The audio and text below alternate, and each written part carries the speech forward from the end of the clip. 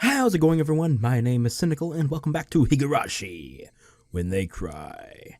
So, I took a few days off. Sorry about that. It was a very short hiatus. But I'm back, and we are going to go ahead and just head straight on. So let's go ahead and start from where we last left off. If you not have watched the previous episode, please go do that, as it was a biggie. A lot of stuff has happened that you should go watch. Mion and the others, having to set up for the Watanagashi festival or something, invited me along, but I refused. Of course I did. How could they be taking it easy and setting up for a festival in this situation? Mion had a lot of nerve. Ooh. Oh, going home. The first thing I did when I got back was take a shower. Not because I wanted to wash off sweat. It was because I wanted to be even calmer. Let me just check the settings real quick. Lower that and boost this. Actually, yeah, that's good. That's fine.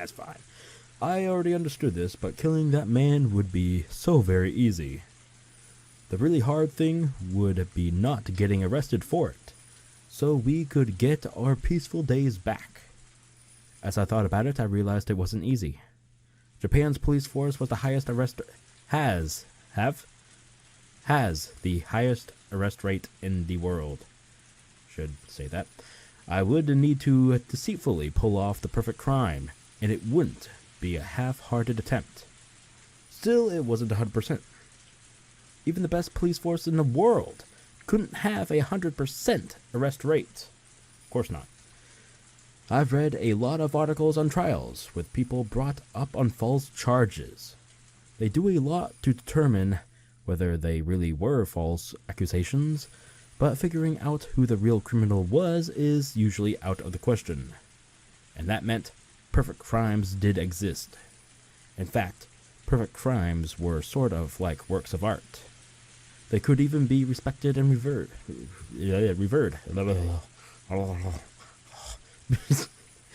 You just had to look at the inundation of mystery novels everywhere throughout history.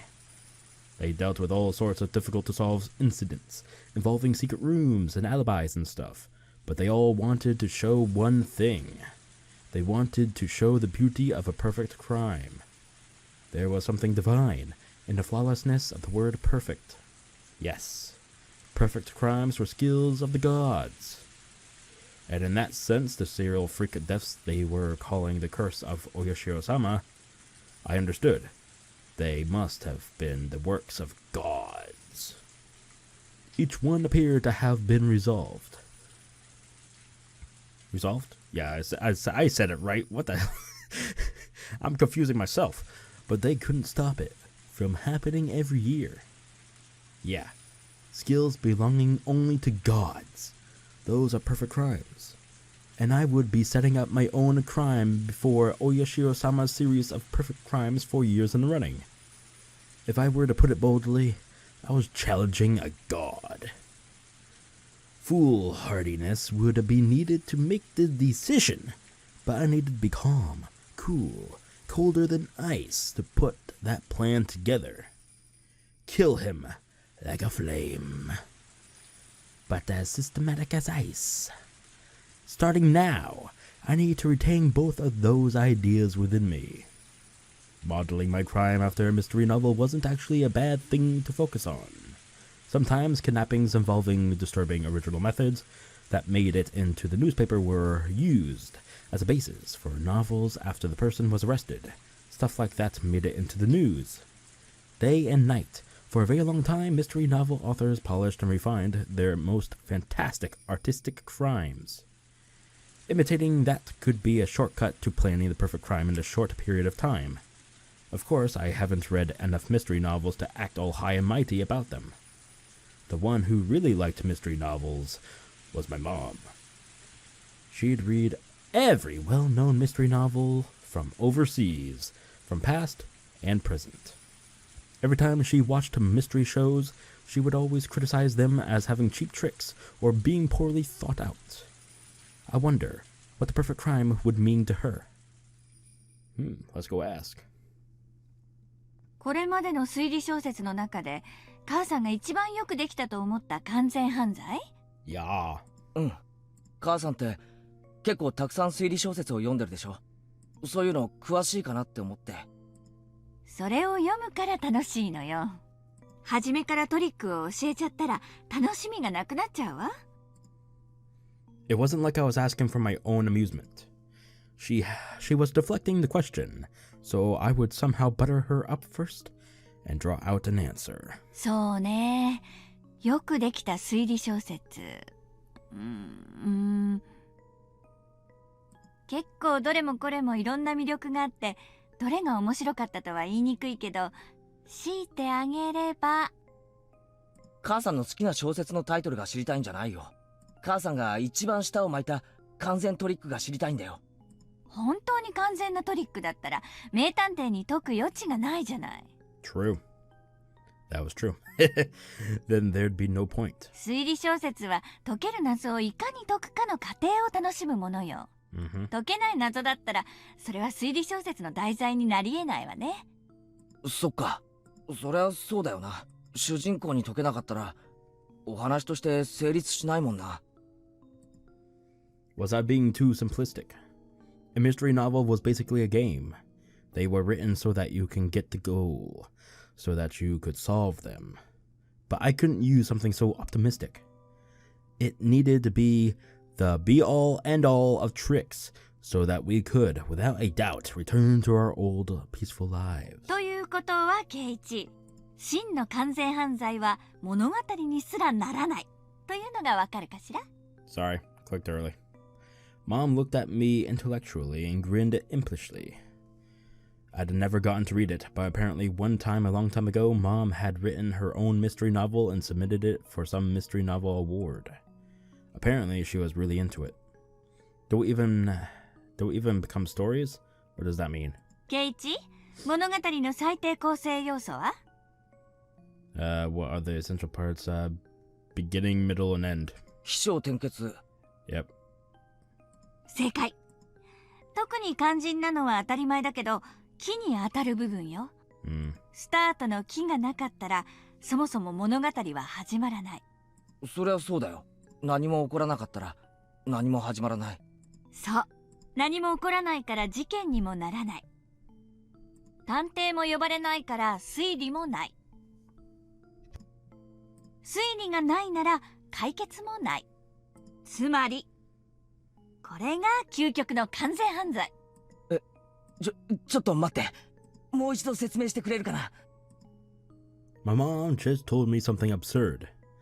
And she was saying it so smoothly, too, so I kind of tuned her out, but she said something extremely important just now. そんな難しい話じゃないわよ。そもそも事件が発覚しなければいいだけの話。そもそも発覚しない事件。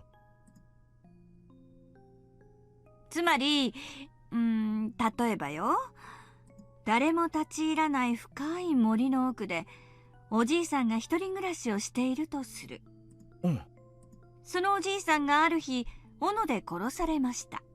ちなみに犯人は、じゃあ、おじいさんの息子ね。おじいさんの家に来て一緒にお酒を飲んでいたんだけど、ちょっと喧嘩になって殺してしまった。What an extremely cheap plot. It was an impulsive crime, without a bit of planning. It was pretty far from a perfect crime. でもケイチ、そこはとてもとても深い森の中の一軒家なの。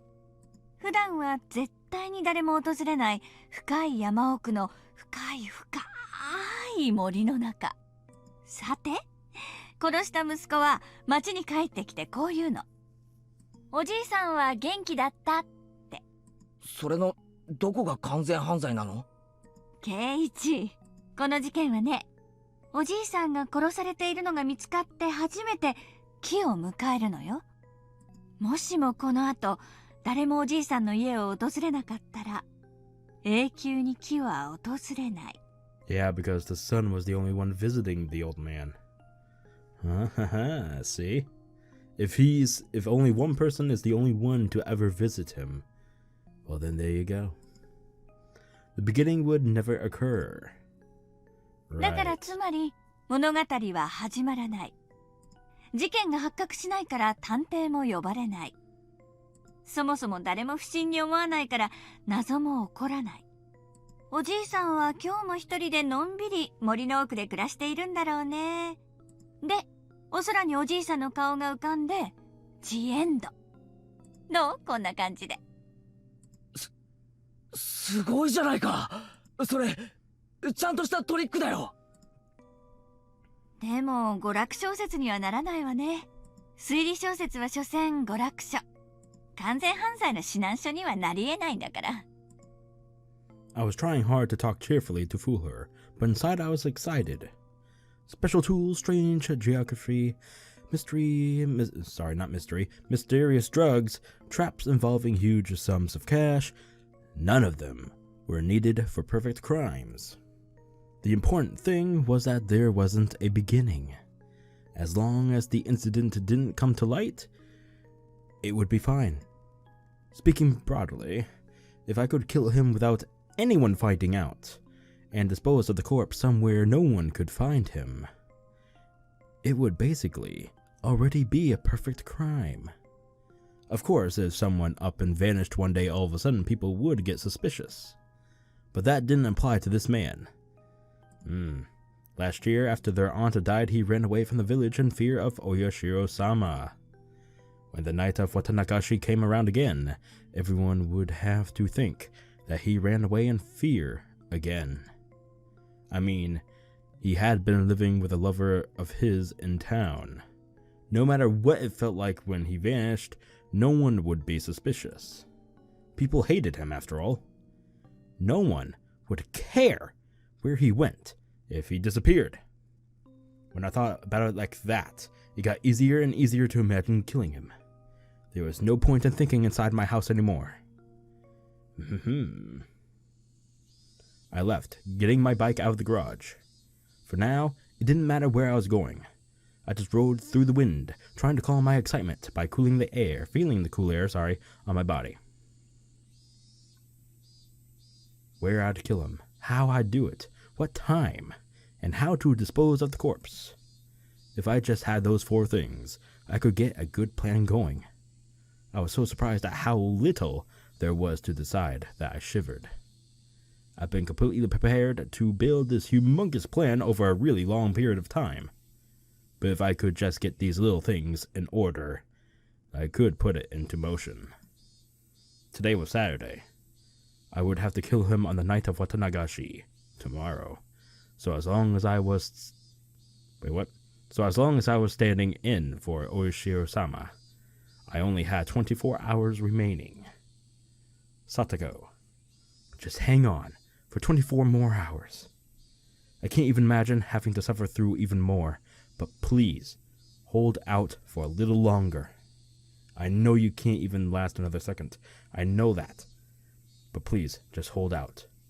Your Nini will save you for sure.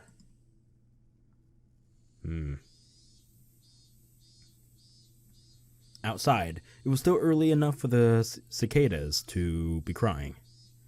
Early afternoon, evening was still a long way off. I looked at the sky. At some point, it had gotten cloudy. Come to think of it, as I left the house, I heard on the TV that the weather forecast was calling for a chance of rain on Sunday.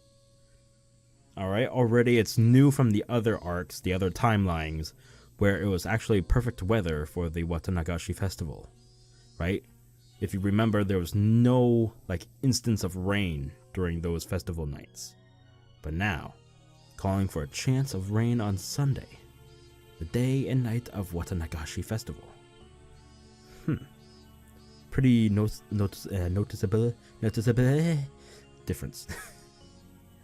The sky was a color of lead.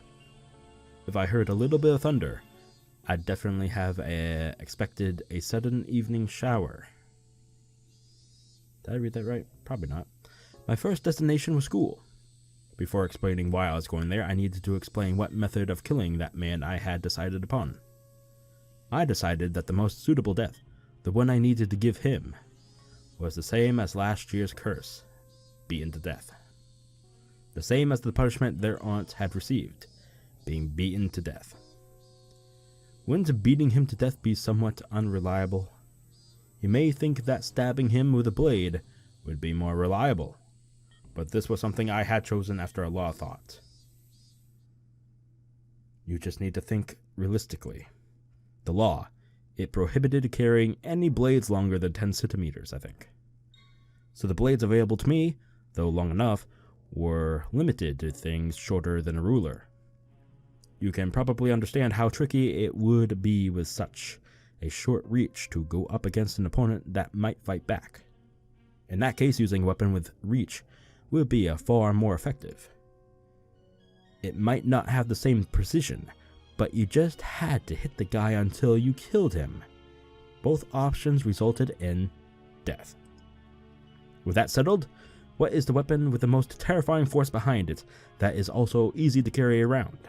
By this point, you should immediately think of a metal baseball bat. I don't need to explain how terrifying a metal baseball bat can be as a weapon. A special note is the fact that you can carry one around in broad daylight and not be thought of as suspicious. Just those 2 points would have been enough to choose a metal bat for my weapon. But there was one more reason for choosing a metal bat in particular. I will speak about it later. Yes, sir. After school that Saturday, my classmates were still having fun playing in the schoolyard. I could show up there and it would be the same as always, so nobody will think I'm suspicious. Getting my hands on a weapon without looking suspicious was actually a factor I couldn't ignore. I didn't normally play baseball, so I went to a sports store looking for a metal bat. It would definitely be suspicious. I can't let there be a beginning to a story, so I needed to be really careful even about that. That left school. At a location at which my appearance wouldn't be suspicious, I could acquire that weapon. I checked inside the classroom through the window, but of course there was nobody there.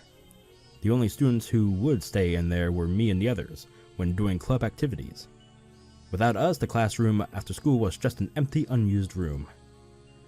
Without glancing around nervously, as if I'd just gone to get something I'd forgotten, I casually went in to the entrance.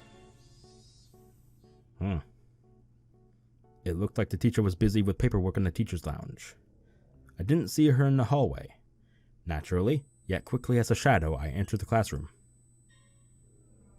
The empty room was full of strange, stagnant air that you couldn't feel normally.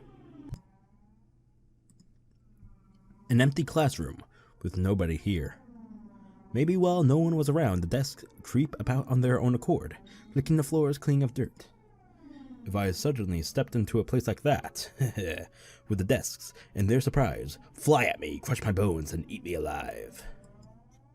Baka-bakashi. No shit. I felt regret at wasting valuable thinking time on stupid delusions. Baka-baka. The students' lockers, I was about to say desks, were lined up in the back of the classroom.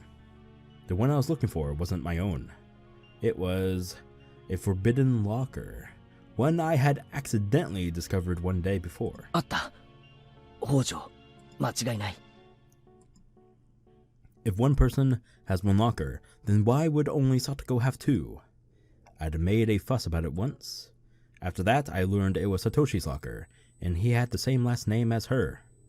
But of course, even though it was a locker of a student no longer here, looking inside it was still a shameless act. But one time, I let my curiosity get the better of me and took a peek inside. Inside, it was average and worthless. At the time, I hadn't been interested, so until now I'd forgotten what had been in it. But now that I had, dare I say it, awakened, I remembered the thing that had been in there. I opened the locker, and the stench of mold and sweat wafted out, like a gym storehouse that hadn't been cleaned in weeks. My face puckered up at the stench, but I looked for it. Yes. Satoshi was on coach's baseball team. Inside the locker was a Hinamizawa fighter's uniform. And fucking Christ. And it. The one Satoshi used. The metal bat. Yes. This was the reason I wanted to choose this bat. This murder would be carried out by me, but this wasn't originally my role. It was Satoshi's. But I would stand in for him and call myself Satoko's Nini. It was one of the rules for standing in for him. I reached for the metal bat and grasped it firmly. It was light, and yet its tip had enough heft in it, enough to easily imagine the horror if I brought it down with all my might. Satoshi, I'll give you one last chance to save your sister. Lend me your strength. You're a coward, but I will stand in for you. So if you still care even a little bit about her, you will lend me your strength. There is no more suitable weapon in the world for putting that man to death than your bat. Now, I just needed to figure out where to hide it. Tomorrow, before the act, I would just stop by the school and grab it. Because I couldn't ignore the possibility someone would see me bringing it home and think it was strange. Sorry. Had a little internal cough. But if I left it here, there wouldn't be a problem. Plus, tomorrow was Sunday. Not only that, it was the day of the biggest festival in the whole village. Nobody would be coming to school. Damn, a lot of reading, huh? I left out the entrance and went over to the construction vehicle parked nearby. I see it. There you are. We have been warned by our teacher not to touch it just for laughs, so none of the kids would come near the vehicle either. They wouldn't, because if she found out they touched it, they'd be in huge trouble. I quietly hid it in the shadow of the vehicle. The chances of someone operating the vehicle tomorrow were slim to none, because tomorrow was Sunday. Government workers had the day off. And from what my classmates had said, the thing had been left here for years now. Machines that haven't been moved in years, you can't just suddenly start them up again. So I was almost definitely fine in this case. Seems like it. The sunlight was piercingly hot. My head grew faint for a moment. Had the heat been this harsh for the entire day? A moment of dulled thoughts like this was a moment of carelessness. I gave myself a couple hits in the head, then looked around warily. No one around. Good. Okay. Next, how to dispose of the corpse. Intermission already? My god. How long have we been going for? 23 minutes. Damn. We're making good time. Hell yeah. Disposing of the corpse. The ultimate way not to create a beginning was to not let the corpse be found. It was even more important than killing him. Thinking on it vaguely, the first thing that came to mind was the swamp. Onikakushi, the dreadful bottomless swamp revered even now, that appeared in the legends of Onikakushi village. Yes, the swamp called Onikakushi was here first, and then the village took its name to become Onikakushi village. In other words, the swamp was the origin of Onikakushi village. If I say Onikakushi one more fucking time, I'm gonna fucking strike someone! No one, no matter who it was, would float back to the surface of this bottomless swamp. Everyone would be swallowed down into the land of the demons below the earth. That was how the stories went. If I was trying to copy Oyashiro-sama's curse, then I felt that theory demanded I discard the remains of the weapon into the swamp. But they may have said it's bottomless, but I didn't actually know that. And people say large creatures like humans produce a lot of gas when they rot, granting a lot of buoyancy. It was why using fairly heavy objects to hold people down didn't work. Come to think of it, with the curse the year before last, Rika-chan's mother drowned herself in the swamp. And the criminal behind the dismemberment that went missing the year of the first curse too. It was rumored he'd tried to discard the body in the swamp, and accidentally drowned in it. I never heard of the corpse coming back up or them finding it. Then, shouldn't I choose to discard the corpse there too? I could discard the weapon there. And then, for example, if her uncle came out on a motorcycle and attacked, it would be convenient to get rid of the bike too. I knew that Satoko's Satoko's uncle generally used a motorcycle for transportation. But as for the corpse, after a lot of worrying, I decided to discard the corpse in the swamp. I decided not to discard the... Okay. Goddamn. The drowning, suicide, and accident were both rumors. Nobody knew if they actually happened. There were no lack of false rumors about the drowning, suicide anyway. But it was possible the murderer hadn't drowned there and was still on the run. That meant no one had ever confirmed a corpse being dropped in there and then not coming back up. Then what would I do with the body? I thought it might be interesting to go with the first incident, cut him to pieces and hide him, but the preparation of work for dismembering a human body would be difficult given the amount of time I had. With that out of the question, I arrived at the conclusion to go with the more orthodox method of burying the body. Then where would I bury it? Was a question related to where I would kill him. Of course, I wanted to keep my time and proximity to the body at a minimum. With that in mind, I would want to dig the hole to dump the body in beforehand, and to make the location of the act and the hole close together. The choice of where to plan the crime, that I needed to be absolutely careful and thorough with. It had to be somewhere nobody would witness it, in a place with hiding places for a sneak attack. I could dig a hole with the body right there. I go over the possibilities in my head of the various destinations her uncle would head to from Satoko's house. I imagined a map of the area in my head, and then I found a place that fulfilled those conditions so easily, it was almost unbelievable. A bit of the back road that went through the woods. I didn't think her uncle would go deeper into the mountains of Yoguchi on a whim. If he was going somewhere, he'd pass through these woods first. And nobody used this back way unless they had something to do at Satoko's house or one or two other places. This path was fantastically ideal, as few people used it. I would wait for him in these woods. Would an ambush actually be possible? I went into the trees and tried really hiding myself in a few places. It was extremely quiet. My senses could be sharpened here to their maximum amount. I didn't know when he'd come, but I'd wait right here for Satoko's uncle. I actually had some trouble coming to that decision. The question arose of whether I should somehow call the man out. Was there a risk I'd be taking by luring him here? That man made Satoko do all the shopping and errands. He seldom left on his own business. He wouldn't leave unless I worked out a plan to force him to, would he? That was the question. Tomorrow was the Watanagashi festival. Would he go out for the festival, or would he stay inside?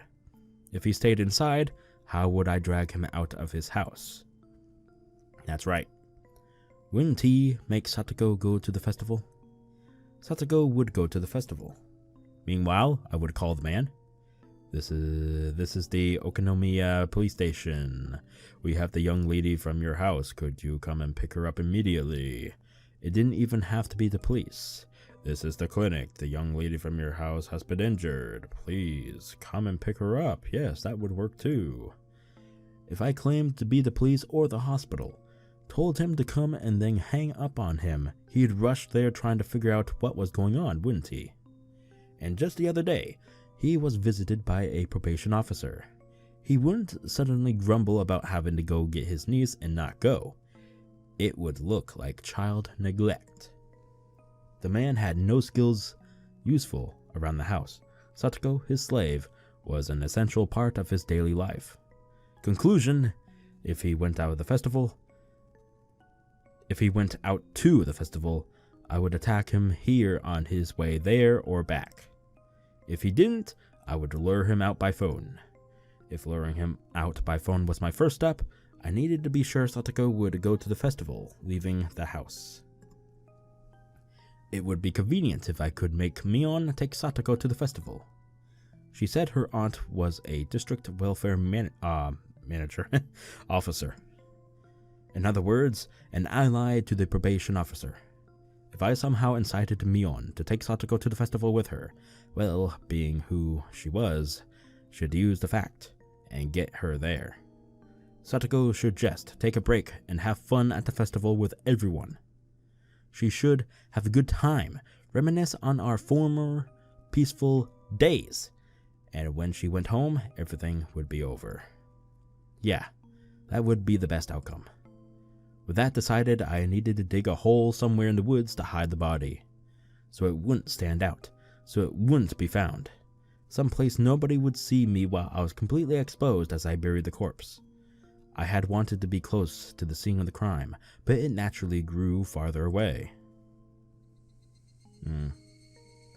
Deep in the bosom of the Black Forest, the voices of the Higurashi were the only sounds here, informing me that people shouldn't indiscreetly set foot in this place.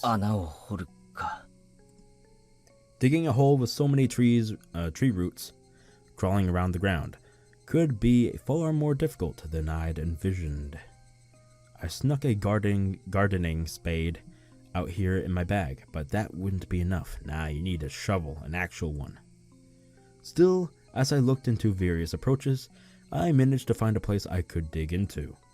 Tomorrow I'd bring a real shovel, from a storeroom at home. I'd managed with that. I wondered how big a hole would have to be to fit a human all the way into it. Depends on the height of the person, as well as you should probably go 6 to 10 feet down. Down, boy. I'd probably have to dig pretty deep down, exactly. But if I was slipshod in these efforts, I would let a beginning occur. I absolutely couldn't allow that. Use any amount of time you need to. I mustn't spare any effort to utterly erase him. I glanced at my wristwatch. It was a little past 6. This was probably all I was going to get done here for today. I really wanted to dig the hole in advance tonight, even if it got dark out, but Mom would be upset if I stayed out that late. It wouldn't be good to come off as suspicious to my parents. I needed to go back home and give Mion a call soon. I needed to get her to promise Satoko to take her by tonight. What? Don't you mean tomorrow night? After that, today will be done. Done. Would it be, though? Was this really everything I could do to prepare right now? I decided where to kill him. I decided how to kill him. I decided, of course, how to dispose of the body. I didn't decide on the time, but I would play that by ear. I didn't have a way to decide that. Was that really all? Was this really all right? Have I overlooked something? Would this really go how I planned? I don't remember if police officers had records of phone calls by landline phones. Did they have records of those back in the 1980s? Shit. I don't recall if they did. After all this, worries started welling up one after another. It was only natural I'd be anxious. This would be the first and last big job of my lifetime. I could not allow failure, and I had no experience as this was my first time. I didn't have the know-how, the knack, so it was only natural I'd be anxious. The dark clouds of unease told me doing nothing would be the easiest way, a truly pathetic suggestion this late in the game. Have you forgotten how miserable Satoko looked? From the outside, it may have looked like I was resolute, but deep in my heart, my knees were shaking loudly. I'd never actually won a single fight in my satisfaction. Could I really kill someone? I may have been planning an ambush, but my my enemy was large and far older than me. He had a scary face, and he looked like he was well accustomed to fighting. Could I have? All the pieces before and after the murder were perfectly planned? But what was the actual murder? The most important part? What unsettled me the most? All my preparations, all of my perfectly concealed machinery and machinations, if I didn't successfully murder him, then amounted to nothing. Damn it! After coming this far, you're pathetic, Keiichi Maebara. If you start to have these kinds of second thoughts, your ulterior motive will be obvious. Let's go home. Go home and calm your mind. Tomorrow will be a juncture in your life, the likes of which graduation, employment, marriage, and childbirth can't hold a candle to. Well, gee, that kind of hurts. A day of the murder, to kill someone, for someone else's sake. With that day behind us, we would take it back again. Those mild, spring-like days we never thought would stop. Those safe, peaceful, fun times. I pedaled my bicycle hard to get back home. I felt somehow unsteady, like my body and soul weren't in alignment. A subtle shift between where the tips of my hands and feet really were and where I felt them to be. My vision was a little distant and narrow, as if the great barrier I risked my future life on had nothing to do with me. An unreal sensation. How could I put it? Everything was so far away. Fine. Feel your unease permeate you, Keiichi Maebara. If that will turn your timidity into meticulousness? What the fuck? And allow you to act with greater caution. I fucked up that word so hard. Then it's actually an important emotion to feel. Sure. This feeling I had never went away that night. Alright. If you say so, but the night's not over, so I don't know why you said that. There we go. It was the first time I'd be calling Mion's house.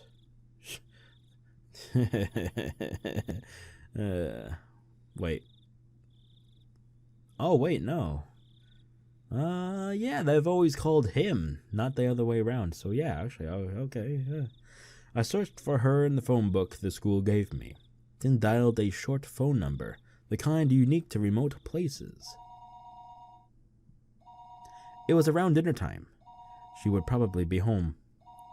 But just as I started to think nobody would respond, someone finally picked up the receiver. Hi, その時です。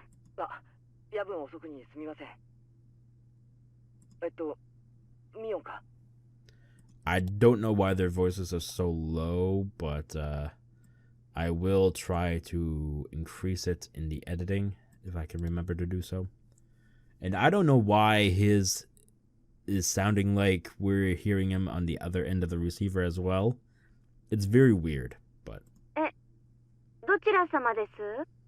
Just go with it, I guess. 俺だよ、ケイチだ。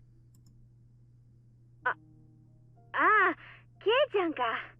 何こんな時間に。She seemed to be in a weirdly good mood, and she drew her syllables out. Right. It's the night before tomorrow's festival, so she's probably with her family having some drinks. 悪いな、こんな時間に。今、時間は大丈夫か？何？サトコのことなんだけど。I heard her draw in a small breath on the other end. サトコ、大変なことになっちゃったね。大丈夫かな？ The scent of sake had completely disappeared from her voice. 大丈夫なわけないだろ。I don't know how you can smell a scent from a voice, but okay, sure. Especially on the other end of the line, huh? Weird. お前も見ただろ。あれ。あんな擦り切れるまでにいじめ抜かれて、俺たちはあんなになるまでずっと見捨ててきた。見捨ててたわけじゃないよ。みんな助けようとして必死に考えてたよ。でも結局何も思いつかなかったし、サトコを救えたわけじゃないだろ。結局あんなになるまで俺たちは何もできなかった。そうだね。私は結局見てただけかも。だからさ、せめて一夜くらい遊ばせてやろうじゃないか。え？遊ばせるって？あいつもいろいろと参ってるのわかるだろう。だからさ、明日の綿流しのお祭りにあいつを連れて行ってやってほしいんだ。それは構わないけど、どうして？どうしてって、せめて祭りの夜くらい息抜きさせてやりたいじゃないか。たとえ一夜でもあの意地悪なおじの元から離れられるなら、短い時間でもきっと聡子は喜ぶ。だからどうして？どうしてって何がだよ。I was having a little difficulty understanding what Mion was asking me. どうして？ケイちゃんが連れて行ってあげないの？私に頼まなきゃならないの？ Mion was persistent about odd things.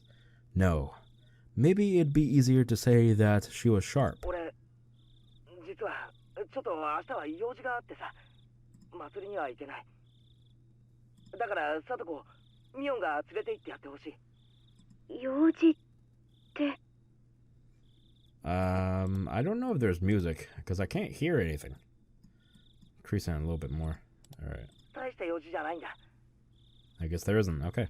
多分すぐに片付くと思うけど、ひょっとすると明日は合流できないかもしれない。なあ、ミオン、明日の夜だけ聡子を頼めないか。Mion took a long time to give her reply. I got the feeling that Mion had been acting weird for a while now, like she was flustered by emotions or something. いや。 Huh? Was that a sob? Mion, are you crying? 私、嫌だって言ったじゃない。私なんかに押し付けられても困るって。別に押し付けるつもりなんかないよ。明日の夜だけでいいんだ。嘘だったじゃない。 What? Mion, what was she talking about? 綿流しの夜だけって言って結局ずっとだった。嘘つき。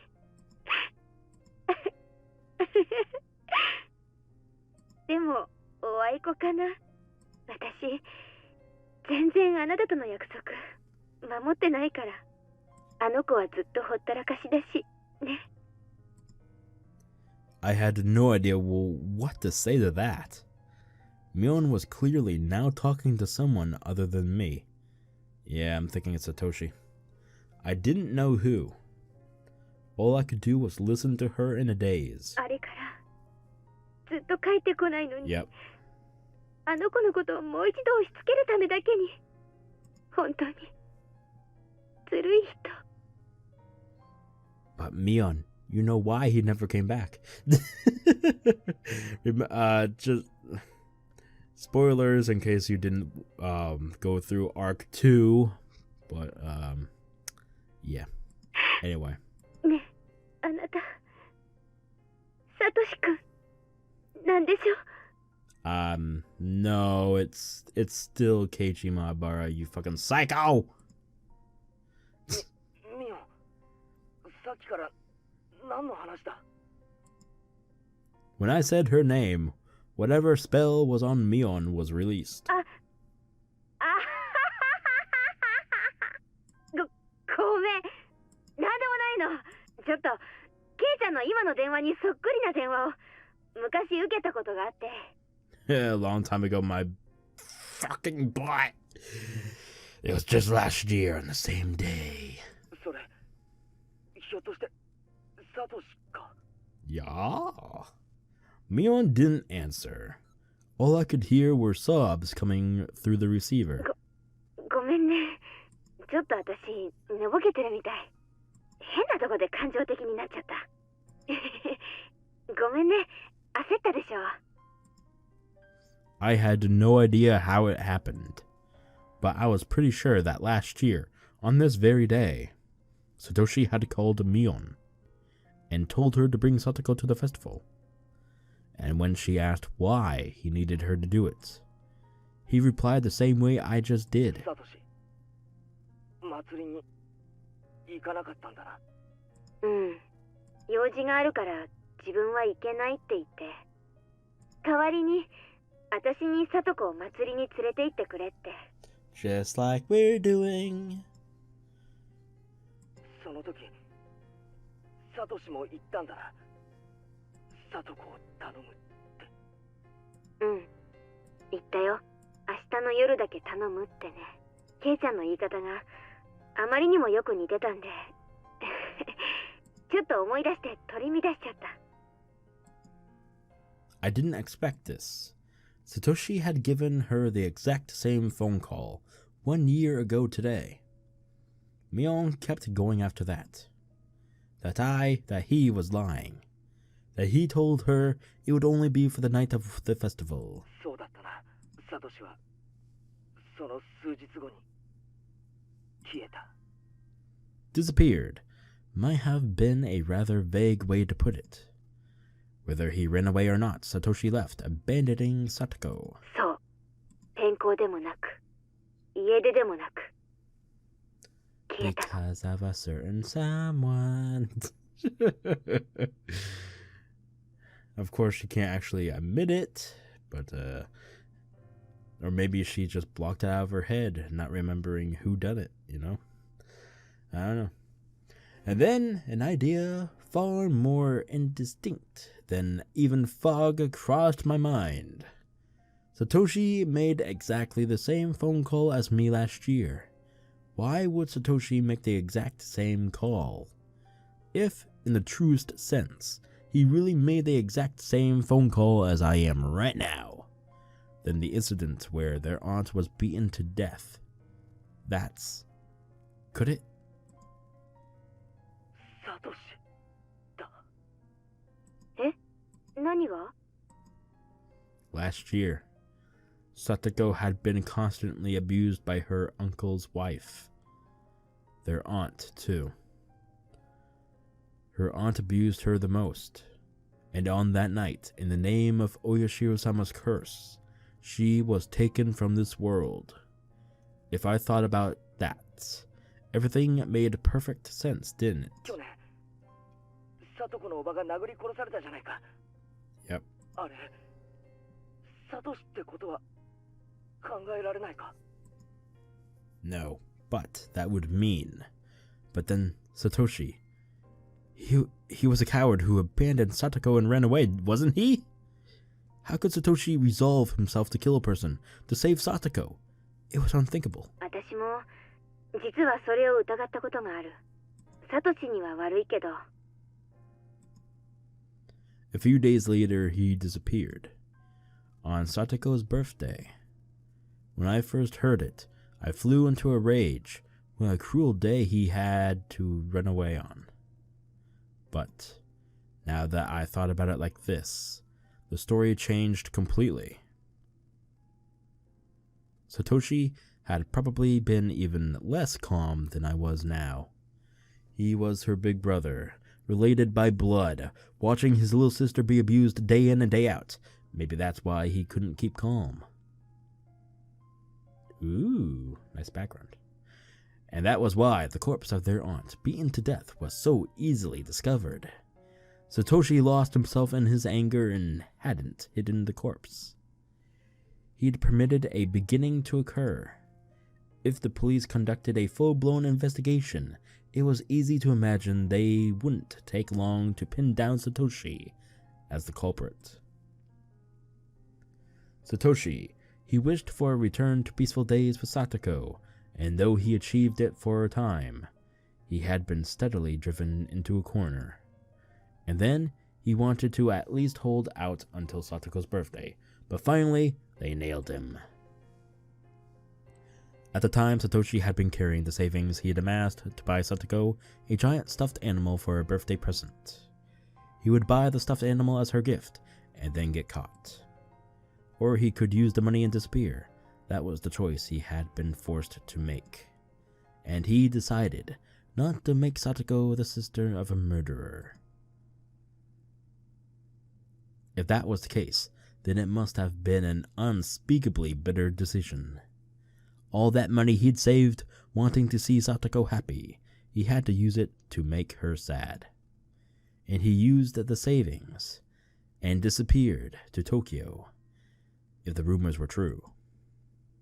サトシはそれで消えたのか。 Man, a lot of reading in this one. Jesus. それはわからない。 You won't believe how dry my mouth is. Damn! 大石なんかはそう思ってるみたいだけどね。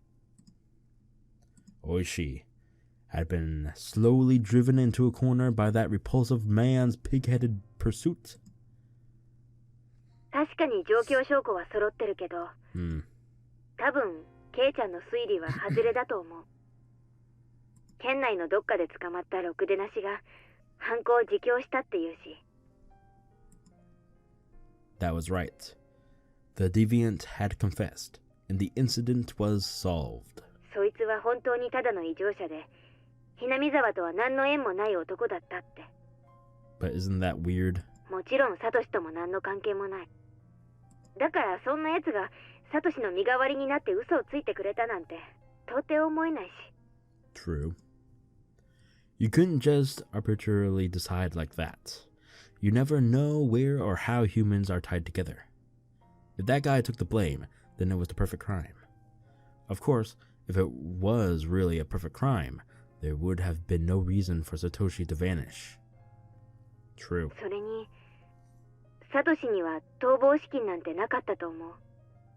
サトシが預金を下ろした日、これは誰に言っても信じてくれないんだけど、サトコのために買うと言ってたぬいぐるみが売れてショーケースからなくなってたの。きっとサトシが買ったに違いない。ちょっと待てよ。逃走資金に使わないでぬいぐるみを買うために使ったならサトコのところへ帰るはずだろ。ぬいぐるみを買ってそれを届けもせずに蒸発するなんて考えられない。うん。だからわからなくなっちゃうんだよ。まとまったお金があるならともかく、貯金を全部使っちゃったならサトシは無一文。お金もなく逃亡生活ができるほど世の中は甘くないよ。 I didn't get it. After all that, I was understanding Satoshi less and less. The two of us fell silent. I couldn't remember how we even got on this topic. ごめん、どこで話が脱線しちゃったんだか。サトコの件ね、安心していいよ。実はもうちゃんと誘ってあるんだよ。え、本当かよ。祭りの準備でみんなで神社に行った時さ、サトコを祭りに呼ぼうって話になったんだよ。それで集会所の電話でそのまま電話して誘ったんだ。おじのやつよそよそしくて勝手にしろみたいな感じだったけど、とりあえず OK はしてくれた。明日みんなで待ち合わせしていくことになってるんだよ。安心した？サトシ。バカ、俺はサトシじゃないって。 I was a little relieved. I hadn't needed to make the phone call. Satoko had already been invited to the festival. And not in a way that smelled of blood.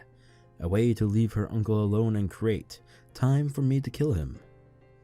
They purely wanted Satoko to enjoy herself, so they invited her.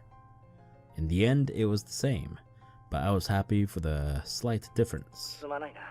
俺が電話をするまでもなかった。昨日にしろ今日にしろ変な話ばかりしてすまないな。忘れてくれ。こっちこそ本当に申し訳ない。柄にもなく取り乱しちゃって本当にごめん。 We apologized to each other for a little bit. じゃあ俺はこれで失礼するな。おやすみ。何の用事？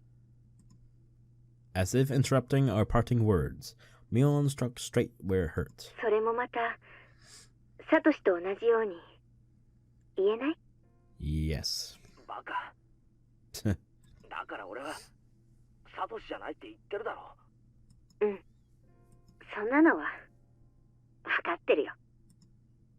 I deflected her with a response that wasn't really an answer. Mion didn't hound me anymore after that. じゃあ今度こそおやすみな。どうしてケイちゃんがサトシ君と全く同じ電話をしてきたのかわからないけれど、Bitch, I keep trying to leave the phone call saying goodnight. So good night, you son of a bitch! なんでもない。 Ah, ごめんね。おやすみ。 yes, thank you. 切るぞ。 I'm hanging up, bitch. Satoshi Hōjō. Just who are you? I scorned you as a coward who ran away, abandoning his sister. I always thought you didn't have the right to call yourself her Nini. But now I didn't know what to think. Oyashiro-sama's curse on the 4th year, their aunt's death and Satoshi's disappearance, and now me trying to carry out Oyashiro-sama's curse on the 5th year. Oddly enough, what I was going to do overlapped perfectly with Satoshi the day before the curse. No, that wasn't all. If we start back from Satoko being abused, then I've been overlapping with Satoshi for days already. When I talked to Mion before, she asked me if I was Satoshi. If that was the first impression a third party like Mion got, then it was probably true. Then, as Satoshi had accomplished, I would succeed in the murder. But that was the extent to which we overlapped. I was far calmer than Satoshi, and more calculating. I could actually grow calmer, the more enthusiastic I became. That's why I wouldn't follow in Satoshi's footsteps. I would snip him cleanly out of the world, and then get our peaceful life back. Maybe Satoshi had been with me ever since I chose to use Satoshi's bat as my weapon. No, maybe even longer than that. When I decided to be her Nini, maybe Satoshi had been residing within me then too. Satoshi, were you really a coward? Or are you a true Nini even now, the kind worthy of Satoko's love? I'd never met him, never spoken to him, didn't even know his face, and yet I felt so connected to him. I'd never felt that way before.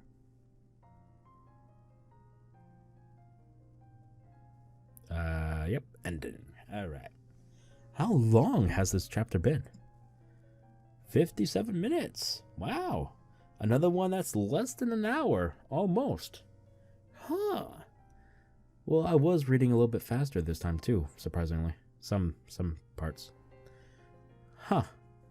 Usually I go like every subchapter is like hour 20 minutes. So cool. Okay, let me go ahead and save. And we'll continue because I don't want this to end in less than an hour.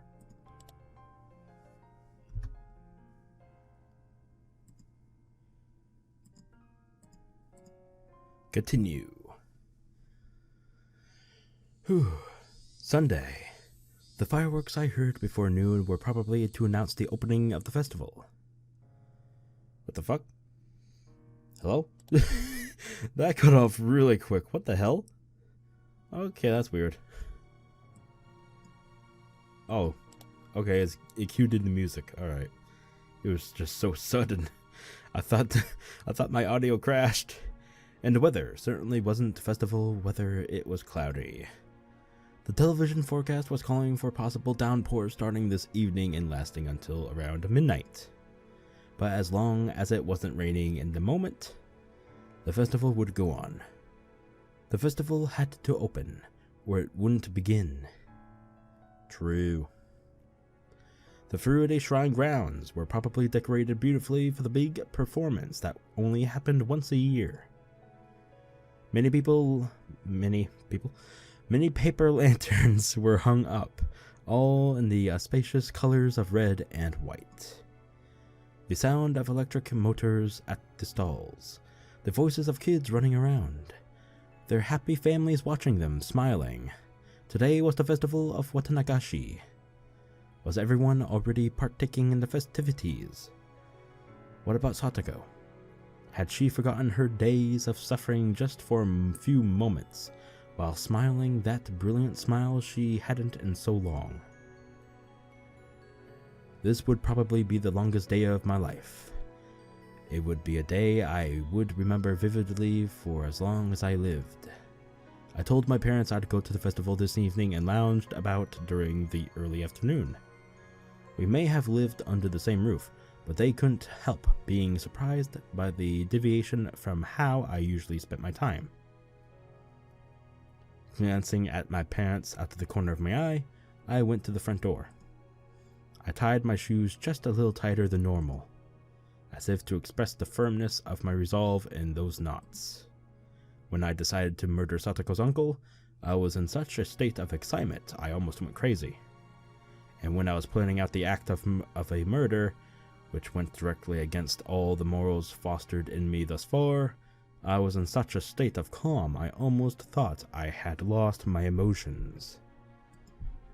And then, yesterday, when I learned Satoshi had made exactly the same phone call as me, I didn't know how to describe the muddled feelings I had then. And now, entering today. Right now, I lacked all the emotions I'd possessed until now. To make a simple analogy, it was the kind of feeling you might get right after you wake up, when you're still half asleep and you don't feel anything very clearly. I had no anger towards the man for the violence he'd committed against Satoko, nor did I feel sadness towards or sympathy with her. Nor did I feel sadness towards or sympathize with her. I felt no discontent towards my friends, who had just waited and watched, never reaching out to her with any help, and no nervousness or fear towards the day that had finally come. Yes, right now you could say I was in the best possible condition for carrying out a murder. When it came down to it, I would probably need to let my violent emotions take control, but right up until that moment, I would be like an insect. I would slowly, surely, and silently move towards my one objective, and then, when I had my prey, I'd attack like a bullet. There was no emotion in that, just the creeping mindset in... What the fuck? Oh, okay, just the creeping mindset insects possessed. That sort of sneaking feeling was just the best. What the fuck? I would kill Satoko's uncle like he was a worm. I had to laugh a little at thinking that way, thinking like an insect. Tug. I tightened my laces one more time, and walked out the door. Here we go! I brought the shovel out from the front storeroom. I would need it to dig the man's grave. The shovel was a convenient one made for camping. If I twisted it like so, and split it into 3, I could easily hide it in my bag. Oh, so it was like a foldable one. Okay. I twisted the shovel and dismantled it. And even though I'd done it countless times before, I had trouble for some reason. Like I was suddenly clumsy now. Okay, is it foldable or is it like collapsible? I don't get it. What? I knew why. It wasn't because I was nervous. My weak-willed self, deep within me, was hesitant. I knew that the act of dismantling the shovel was the first step I'd take to becoming a murderer. The last twist was conspicuously difficult, but it was finally submitted before the strength of my determination. The area around Satoko's house was outside my circle of activity, but even just riding my bike in the middle of the day like this might seem suspicious to an observant person. I definitely want to avoid meeting and talking to someone I knew. With that in mind, I chose the route to my destination carefully. I didn't mind going the long way around. With how long this day would be, I could never be too careful after all. Still, I was fortunate enough not to run across anybody on my way to the planned site of the crime. I wasn't superstitious at this point, but it was a good omen. The place I would dig in the hole was in this grove, a little further into the woods. I was worried I might not make it to the same place as before, since there were no signs to guide me, but I arrived there smoothly as expected. I took another look around. Not even a hint of human presence. The air was a little bit damp, but it was comfortable in the cool shade of the trees.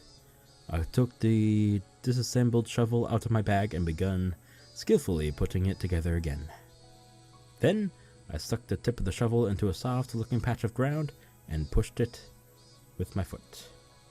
The shovel would split into the earth if I could put some strength into that foot. The act of doing so seemed awfully like the point of no return, and it made me hesitate. I was just digging a hole with a shovel, but it made me gulp hard. Gulp? Calm down, Keiichi Maebara. Let's do a countdown. Get it done. On the count of 3, okay? Alright. 1, 2. I couldn't do it on the countdown, despite it just being sticking the shovel into the frickin' ground. And I had to count down 5 or 6 times. Damn it. I'm just digging a hole. This is pathetic. As I thought that, I put strength into my heel like I was stepping on something unpleasant, and split came the sharp noise.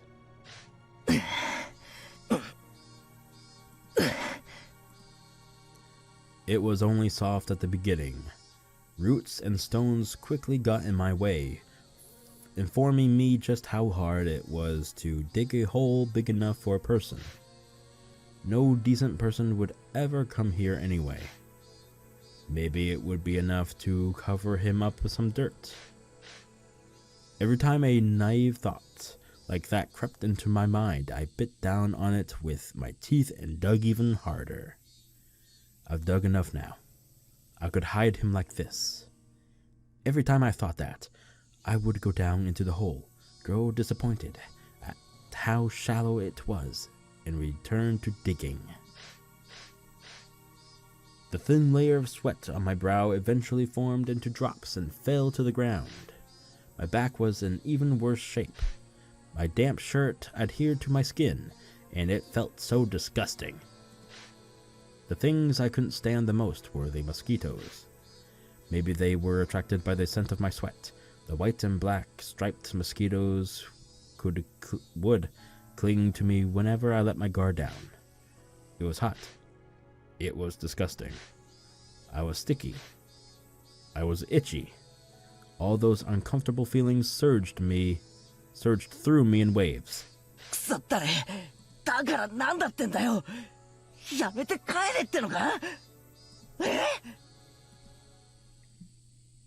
Talking to yourself, huh? You're going insane. Welcome to the club. Boy, high five. Anyone?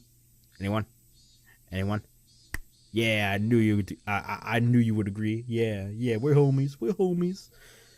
I hadn't yelled at anyone. It was me talking to myself. Me telling myself something. Why was I feeling this way and digging a hole all the way out here? What benefit would digging this hole give me? What harm would there be in not digging this hole at all? Did you forget what you're doing this for? Who you were doing it for? Wait, in the first place, who ordered me to dig? When I thought it over, maybe ever since grade school or even before that, my whole life had only been me doing what other people told me to do. I didn't mean it was somehow constrained, living a life just based on commands of others. And I didn't mean I was too lazy to try and find my own road in life. Metaphorically speaking, yes, it was like a road. Ooh, getting darker. I'd never been particularly physically fit. I didn't hit puberty very early, and if all my classmates and I got in a line, I'd usually be on the shorter end. My scores in jump rope competitions and marathons were the very picture of average. And it wasn't like the captains of the dodgeball teams would have a passionate rock, paper, scissors contest to see which would get me. During those kindergartner and grade school years, I'm fucking up so bad right now. It felt like someone was only worth how fast they grew and how fit they were. Looking back on it now, it was really uncomfortable for me. The thing that turned all that around was just a few words from my mother. ケイチ、あなた塾に入る気はない？学校の勉強がわかるようになって楽しくなるわよ。The very first test I took at cram school was kind of like a game. It was a lot of fun. It wasn't like the tests with the same exact problem dozens of times in a row. Every question had a picture to it, almost like one of those puzzle books that came with manga magazines. If my studies at school had been like this, it would have been way more fun. Several days later, I went to the cram school again with my mother and the enrollment paperwork. Mom and the person at the cram school had a really long, heated discussion, so I accidentally dozed off and missed most of what they said, but I clearly remember one point. Mom had made a loud groan, surprised at something. Eh? 61って平均点が61点ですか？いえ、違いますよ、お母さん。全国展開する当塾での平均偏差値が61です。簡易式の知能検査でも非凡な数字が出ています。まず申し上げて、前原圭一君は大変に頭がいい。圭一が？でも学校では大した成績じゃありませんし、通信簿も2、3、4が適当に並ぶ平均的なもので。I was a C student myself. 何かの間違いではありませんか？ Until then I smartened up. いくつかの知能テストとも重ねましたが、その結果、興味深いことが分かりました。前原君は意味を持たない問題に非常に弱いのです。無味乾燥で自身の生活に結びつかない内容の問題に興味が持てないのです。2+3 は分からなくても、リンゴが2個あって3個増やしたら何個にという形なら理解できるということですか？その通りです。例えば正六面体の展開図を書けと言われて混乱する圭一君も、サイコロを切り開いたらどんな形になるというふうに聞けば見事に答えられるのです。Then the person from the cram school showed her a page from one of the exams I took. It was a paper with questions about construction. Construction questions were unusual, so they were really cool, weren't they? 正二十面体の展開図を書けという問題です。Oh, okay, it's done. この問題を二十面体のサイコロを作るにはどんな風に厚紙を切ればいいと聞き直したら、圭一君はさも簡単そうにこれを書いてみせました。これは平凡なことではありません。圭一、あなたどこかの本の雑誌の付録か何かで二十面体のサイコロを作ったことがあったの？ Dice only went from 1 to 6. I'd never even considered before this test that there were dice with more than 6 sides.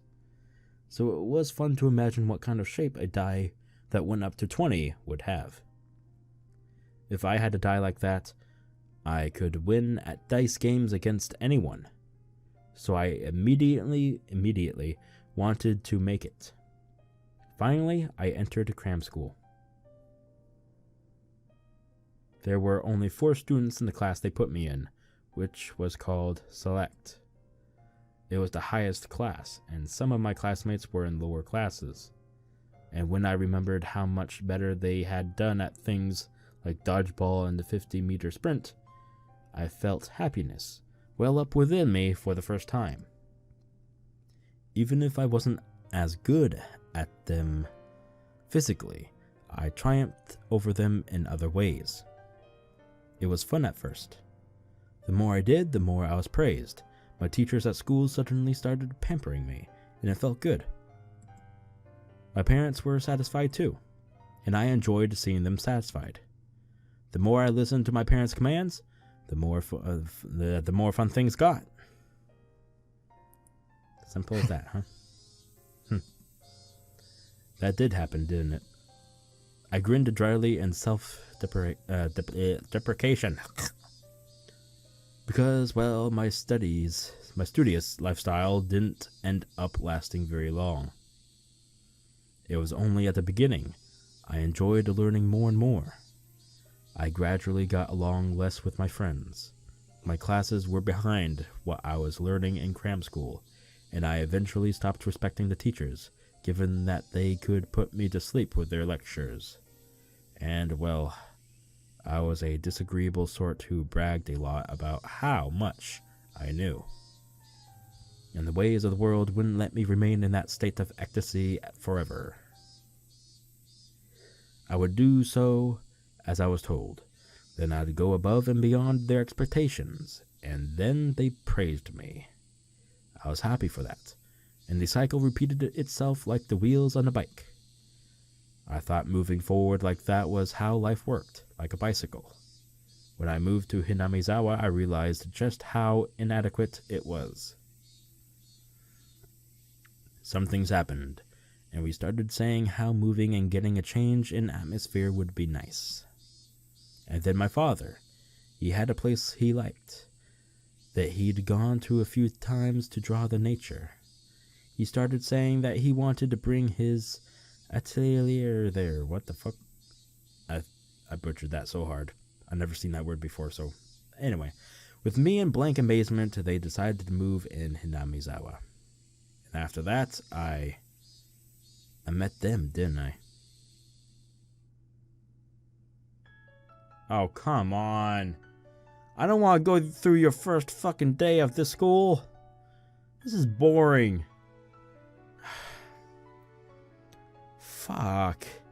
The first day after transferring here, I went to the classroom with the teacher. I thought it would seem pitiful for her to bring me in there, so I placed my hand on the door before she could, slammed it open, and set foot into the room. The thrilling, powerful way I opened that door was none other than my own determination to try doing my life over again. And then, within seconds, that determination took a hard counter to the face. A blackboard eraser fell on me, via Satoko. Plus, there was a huge rock inside. It was a supremely painful trap someone had set out. Oh, come on. Satoko was already beating me right from the first day I transferred. That frightened me. I was bewildered. The class was surprised too. I wasn't just surprised that the students in the class were all in different grades and were different genders. It was because the room felt completely different from the schools I knew. And as I spent more time with them, my surprise continued to grow. This fresh sense of surprise had never left my side, my life, even to this day. Every day was a fresh new surprise. I'd never had a single boring day since coming here. The days were lively, spent with the other club members. We played Old Maid with cards with scratches on the back to cheat. That was in Arc 1. We let all our passions go wild during our games. We went all out as regular participants in tournaments, at the toy store in town, and many, many more things. That was in Arc 2. Yay. Recently, during those times, there was the bento competition. Was that also in the last one? Yeah, it was. It was then. Wait, no. Yes. Yes, it was. Right? No. No, it was this one. It was this arc. It's been so long. Leave me alone. That's... Oh my god, I clicked. That's when I saw an unexpected side to Satoko. Thinking back on it, I only ate dinner with her 2 nights. Son of a bitch. It was such sweet, gentle time spent, and it warmed my heart remembering it even now. I realized that Satoko was pretending to be stubborn and firm, and how brave she was. Part of her heart always waiting for her Nini to come home. And I vowed to become her Nini. Satoko may have been nagging and overly critical, but she knew how to take care of someone. But though it might have seemed like she was taking the lead, it was actually her way of depending upon another person.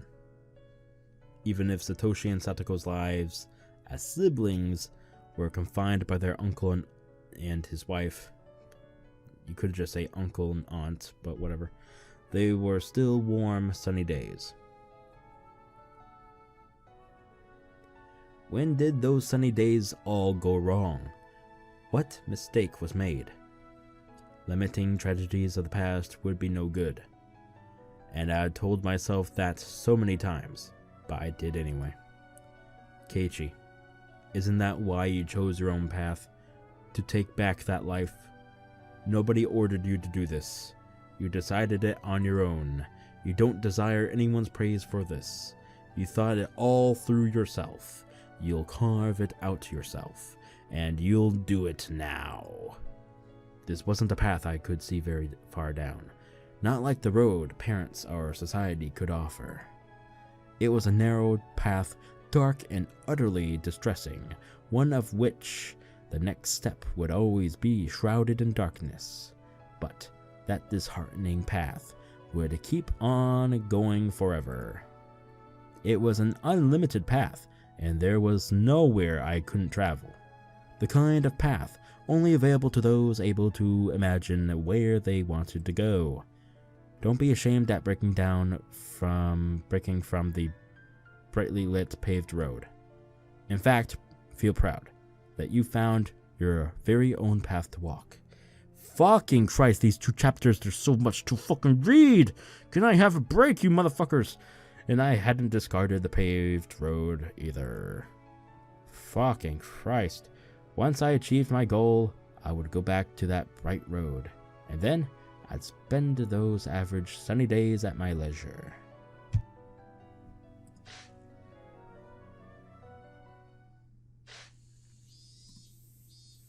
When I next realized it, the hole had grown so deep I couldn't believe it.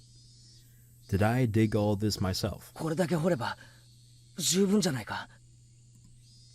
I put my shovel into the bottom of the hole. I would drag the body here, throw it into the hole, and cover it up with dirt. Even if it took me time to camouflage it by putting plants on top, it would all go much more easily than digging this hole had. I glanced at my watch. It was almost evening, and I hadn't realized it. I may not have felt the time passing, but digging a hole this deep must have taken quite a lot of time. I took a seat on my slanted rock nearby, and wiped the sweat from my brow. Now, once it got a little darker, I'd go get the metal bat I hid in the schoolyard. Then I'd make the call to lure him out. And then, I'll do it. The number of things I decided to do to reach that moment were dwindling. I felt that moment closing in on me, much more keenly than I did the passage of time. I didn't have any hesitation, but I still felt that, a contradiction. At every step in this process, I had a few chances to hesitate, to turn back, to let myself lose my nerve, not loose. Having to endure those million temptations and wait for when the time was right was an indescribably slow and painful torture. I had thought myself acting all weak because of that, but I stopped midway through. This was okay. It was fine. I could detest the abnormal act of homicide as much as I wanted, and it didn't matter. I wasn't going to be a cutthroat killer after today. I would pass through this strange day and go back to the world I was in before. If I fell to the level of a psychopath who thought nothing of killing, I wouldn't be able to go back to my old life. So this was fine with me. I didn't have to feel ashamed at hesitating to kill, because I was human. It was so funny to me that I'd be the bearer of Oyashiro-sama's curse at the same time I was aware I was human. I exhaled lightly and stood. I concealed my presence and sharpened my senses in all directions to search for anyone around but me. Okay, let's go. One step at a time. I would walk my own path, a path no one had forced me to walk. 行くぞ。前原圭一。 The cicadas made an annoying fuss. Their chorus covered up the suspicious noise of me breaking twigs underfoot, and their chorus filled the path far ahead of me, letting me know I would be alone for some time. The cicadas blessed the path I walked, encouraging me with every last ounce of strength that they had. The sky was far above. In not even an hour, the veil of night would draw near and the sky would be tinted with dusk. By that time, the Higurashi would let me hear their chorus in place of the cicadas. When that happened, would everything be over with? Would everything have ended? I said something along those lines when I left Satoko's fate up to a public agency, but this time was different. I would do it. I would carry it out. I would end it. It would all be over very soon. Everything would end. Yes, when the Higurashi cried. Boom, bitch! Part of the tile. You know it's epic when something is said. When they basically, call out the title, you know? Epic moment is coming. Oh, yeah. Alright. How long have we been recording for? Hour and 27. Alright. Hopefully, we can end this before the 2-hour mark. There was nobody at school. I couldn't hear the playful voices of children. This was the first time I had seen the school with such a lack of human presence. Still, I quieted my breath and looked around, not wanting to be unprepared. It had gotten darker outside, but it was almost like my eyes could see more clearly now that the rain is gone. Sorry, I made absolutely sure of my safety, then walked to the heavy construction machine I'd hidden the metal bat behind. I had a tinge of worry, a premonition that someone had found the bat and hidden it somewhere else as a prank. If that happened, would I take that as an opportunity to desist? If it really wasn't there, then the sensation of chilled metal. It was still here where I left it. It hadn't run away. Satoshi hadn't run away. He'd waited here patiently for me. 待たせたな、サトシ。 That's weird. いよいよだが、 Calling the bat Satoshi. 覚悟はいいか。 Through the metallic touch, Satoshi grins at me in my mind. That's what I should be asking, you know? I did this last year already. You should be more worried about yourself. 上等だぜ、サトシ。目に物を見せてやろうぜ。 Satoshi's bat got lighter and lighter, and fit into my hands like it was being absorbed. It didn't feel wrong to swing this. I could move it around so naturally, it was like an extension of my own right arm. Of course it felt like that. Satoshi and I were holding one bat together. Next, I would make the call to lure the man out.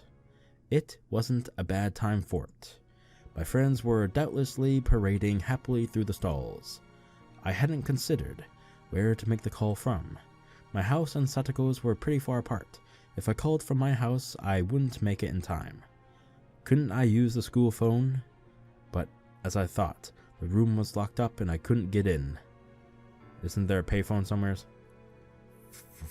For Christ's sake, it's 1980s, come on. Shit. I'm so naive. You should have at least figured this part out, dude. I couldn't call him. And just for that, was today all over? I'm sorry, Satoshi. And just as I cursed my own naivety, a miracle occurred. A bicycle came into the schoolyard. It was a familiar middle-aged man, the one from the Forest Service field office. Why? Wasn't today Sunday? Was he here to pick something up that he forgot? Good question. And away the forest officer went around back and felt around in his pocket, then unlocked the door and entered. The best possible coincidence, and it had to be Satoshi who saved me. The metal bat, through just my contact with it, told me this was a chance I couldn't allow to slip by. The sections for the forest office and the school were neatly separated. I felt the man head into the forest office's storehouse, which was so far in the back, students weren't allowed into it. The door didn't match its fittings well. Sorry, I'm so tired that my eyes are blurring. Oh god. Bad time to frickin' record, right? So it didn't close all the way, and the gap in the door opened slowly as if to lure me in. I took a deep breath and went in. I wake myself up. I tiptoed along, silently and stealthily, and made it into the teacher's lounge. That was the only place with a phone. As I held my breath in the teacher's lounge, I heard the Forest Service officer walking back over. Then the back door clattered shut and was locked. I glanced out the window at the schoolyard and watched as the man got on his bike like nothing had happened and rode out the school gate. The school once again emptied, becoming deathly silent. I waited for a bit to make sure the silence was the real deal, then reached for the telephone on the principal's desk. I fished Satoko's house phone number out of my pocket. Yes, the number in the class directory for Satoko had been the one from their house now, where she lived with her uncle. I touched the dial with my fingers, and then thought for a moment about what to say exactly when he picked up, despite how many times I'd gone over it in my head last night. Now that I had my finger on the dial like this, it started to seep out of my mind like a cracked bucket leaking water. Don't you hate that when that happens? Ugh. Simple would be best. More importantly, to say it straight and not sound suspicious. I counted off 3 heartbeats and spun the dial. Here we go, the call sound. Would Satoko's uncle pick up? Now, of all times, the hope that he wouldn't pick up, and the feeling of doom in the knowledge that I couldn't save Satoko if he didn't, whirled around in the vortex. Are you fucking drunk? It was the voice of a grumpy man, like he had just woken up. He picked up. Say your name so I know you're Hōjō, you asshole!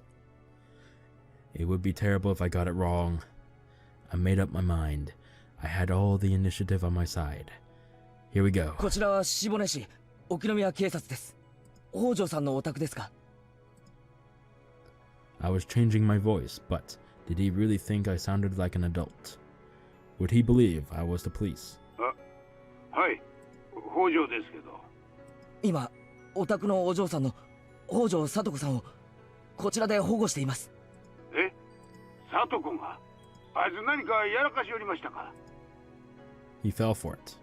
I could tell by how tense he was that he didn't doubt my words. 詳しい事情はこちらにいらしてからご説明します。すぐにこちらへ来ていただくことはできますか? 今ですか? 風呂に入っちゃったからあんまし表に出たかないんですがね。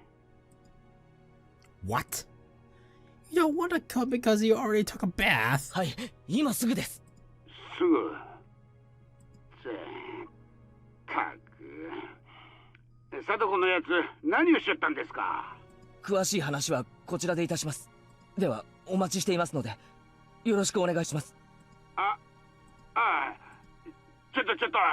Hang up. 俺警察署がどこかわかんないんだけど。What? どこよ場所? You moron, what the hell? The Akinomiya police station?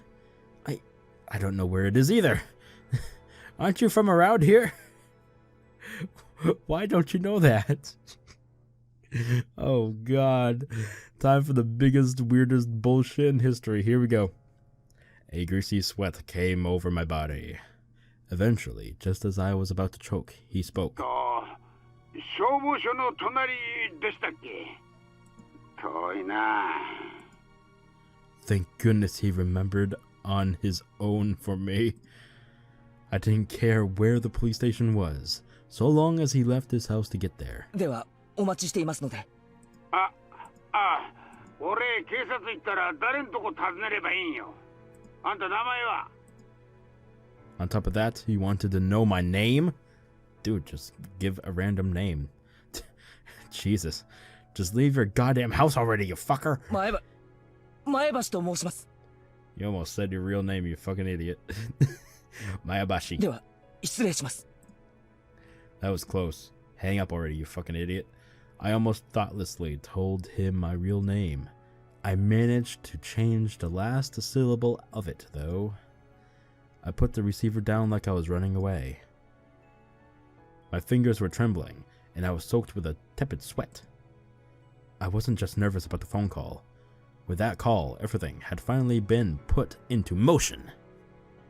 Hell yeah! I left the school. It was locked before, but it was easy enough to open from the inside. But I couldn't lock it again after I left. In terms of being thorough, I wanted to lock it, but I couldn't waste time going back to the teacher's lounge and looking for a key. I needed to rush back fast as I could and ambush him. I zoomed back to the scene of my bike. If Satoko's uncle got out of town before I got there, everything would be over.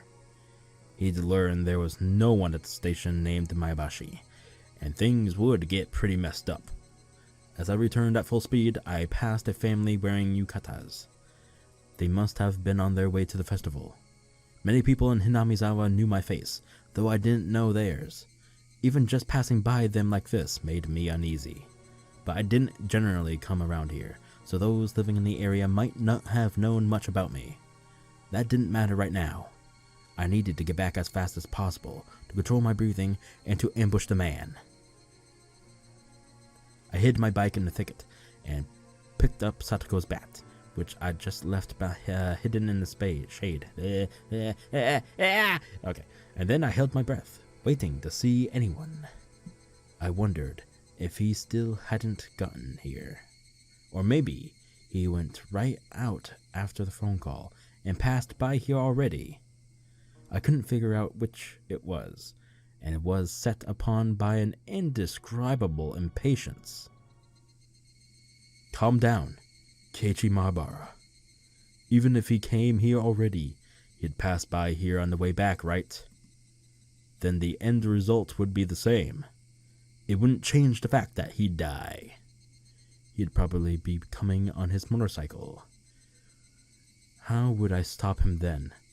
Swing out about a swing! Ah! I figured it would be best not to think too hard and just hit him as he passed, or beat him out of his seat. Exactly. Don't think about it, just swing! The path was made of pebbles. If I hit him as hard as I could and made him lose his balance, he wouldn't be able to help falling. And then, the chorus of the Higurashi stopped. The sound of a bike approached from far away. I couldn't tell what sort of motorcycle it was from its sound, but I'd seen it parked before, so I'd know. It was getting rapidly closer. It was almost here. If he just went a little farther, he'd cross into that thicket and appear in front of me. I'd take a moment to make sure it was him.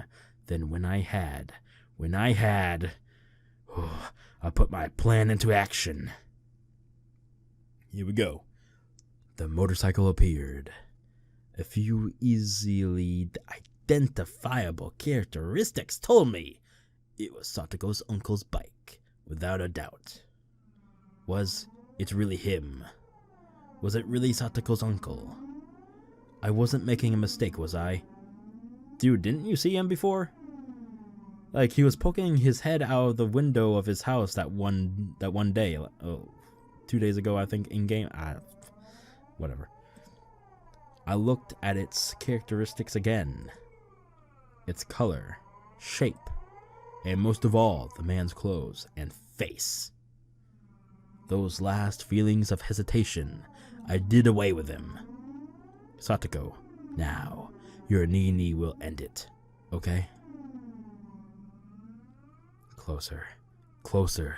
The bike came closer. Let's go. Satoshi! Oh, fuck, that was creepy.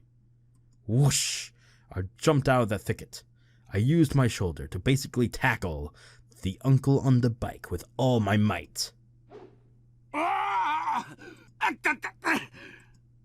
He gave a dumb shout as his bike completely lost its balance. Finally it fell, the bike scattering clouds of sand, and after spinning it stopped. Her uncle, tossed to the ground, didn't understand what had just happened, and groaned for a few moments, crouched on the ground. Here we go. My breathing started to become ragged. No, I couldn't have this motion. Some weird secretion crossed through my brain and nearly made me hallucinate. Her uncle was groaning. Now was the once-in-a-lifetime opportunity. What was I doing? Start swinging, boy. All the sounds in the world cut off. My mental chaos from a moment ago withdrew like a lie, and I could feel the temperature in my head rapidly cooling down. The tension in my muscles all went away like the strings they'd been attached to had been cut, and I let my hands dangle at my sides. It wasn't quite like exhaustion. Have you calmed down now? Keiichi Maebara. Do you need to remember again why things got to this point today? Scrape. Scrape. I stepped over the petaled path, taking one step, another step, then another towards Satoko's uncle. The more I walked, the more my breathing calmed. The more I walked, the more I felt my body cooling, calming, chilling with frost. Yes, at this moment, this guy had lost permission to live. I had just rescinded it. So he mustn't stay in this world any longer. If he lived any longer, if Satoko's misfortune continued, it would be my responsibility for having allowed him to live. I could feel the cooling substance going through my whole body, even down to my capillaries. Her uncle was at my feet now, still on the ground like an idiot. I smiled coldly at how ridiculous he looked.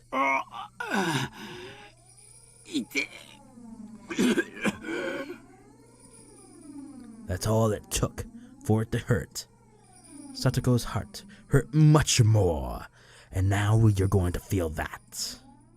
And with your life, I'll make up for her pain. I erased all unnecessary information from my mind. I prioritized the murder of this man. Execute. Execute. Execute.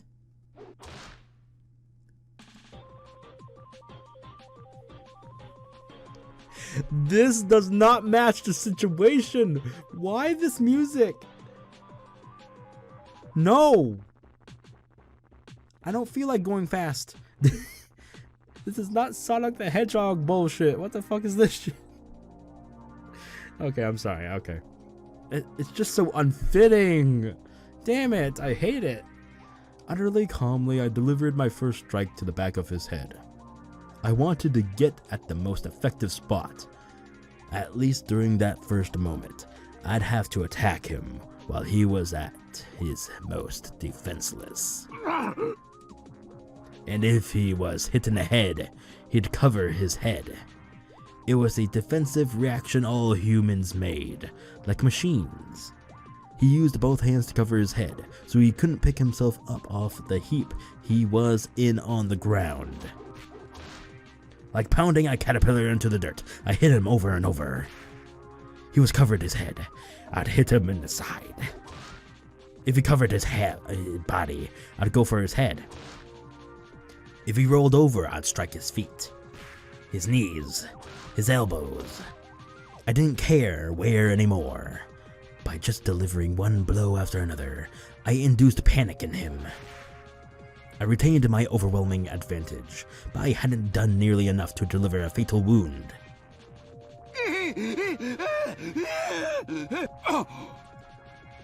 Her uncle skillfully pulled himself up off the ground and started to run like a fleeing rabbit. I'm having wabbit. It wasn't a judgment he'd made after seeing my face and deciding whether to fight me. Right now, he was fleeing by instinct, just trying to escape from the threat that had presented itself. A counterattack from the more physically capable uncle was what I was most concerned about. He may have run, but it wasn't all that unlucky, and the odds were in my favor. The uncle didn't run away towards people, but off the path into the woods. How pleasant that he would run in the direction where nobody else was. He was fleeing into strange geography, like a rat that instinctively runs into tight spots over and over. Yes, he was no longer human. He was a rat. The blood vessels in my legs expanded and my total oxygen supply increased. I lowered myself to gain the most explosive velocity I could. Without breathing, I became a wind-like shadow and dashed.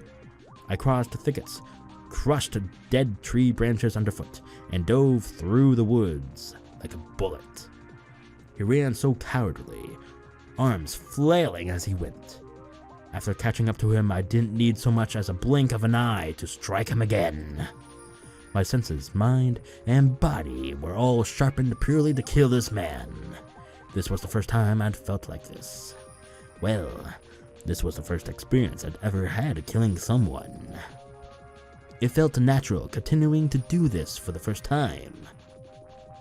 And that moment, I had this much talent for killing. I read that wrong probably, but oh well. Or perhaps the act of killing was so simple that anyone could do it. I didn't struggle or grow tired at all chasing the clumsily fleeing uncle. No matter how much he ran, it was like trying to get away from his own shadow. He couldn't get away from me. I could easily aim at his back, his shoulder, and his head even from this unnatural stance. Each time I struck him, he wailed in pain and begged pitifully for forgiveness, but it didn't disturb my mind. I was neither excited nor plagued by hesitation like before. I felt sharp. I felt like a carnivore. Of course, so did the uncle, who was trying to run away because he didn't want to die. He didn't want to be eaten, like a herbivore running with all its might, trying to get away. Despite all the attacks, despite all the hits, he kept on fleeing without even staggering. And despite the bad footing in the forest, he impressively never tripped over anything. But there was no need to admire that fact. It was simply proof that he was no more than an animal. If he was chased, he would run. If he was going to be killed, he would run. He bared his fangs at the weak, but couldn't oppose the strong whatsoever. He was lowly, vulgar, a diminutive animal. Such a puny little creature had harmed Satoko. Scar after scar to her body and mind, deep wounds that might not ever go away as long as she lived.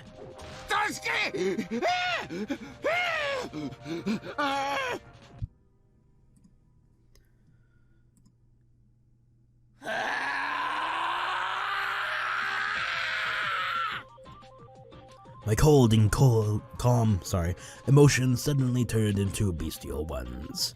My personality changed into something specialized for murder, purely to devour the diminutive animal before me. The uncle gave a puny little shriek, covered his head and ran. I'm impressed by how much you can run, fat boy. I'm sorry. Son of a bitch. Oh my god. I'm stupid. I'm a dork. Fine. Run as much as you like. I will be your death. I will choose the moment at my leisure. Your legs will hurt. Your lungs will feel about to burst. Your head will hurt from lack of oxygen. If you feel the pain has become worse than death, then by all means, stop anytime. Without turning back, suffocating on his terror of the approaching death, he just ran shamefully onward. He ran, but was chased, his head bashed with a metal bat, sweat and drool flying everywhere, blood clinging to him. From his mouth came the sounds of coarse, irregular breathing, and high-pitched screaming that verged on crying, and pleas for forgiveness to someone, I didn't know who. Each and every second was a second of atonement that I granted him. Now run,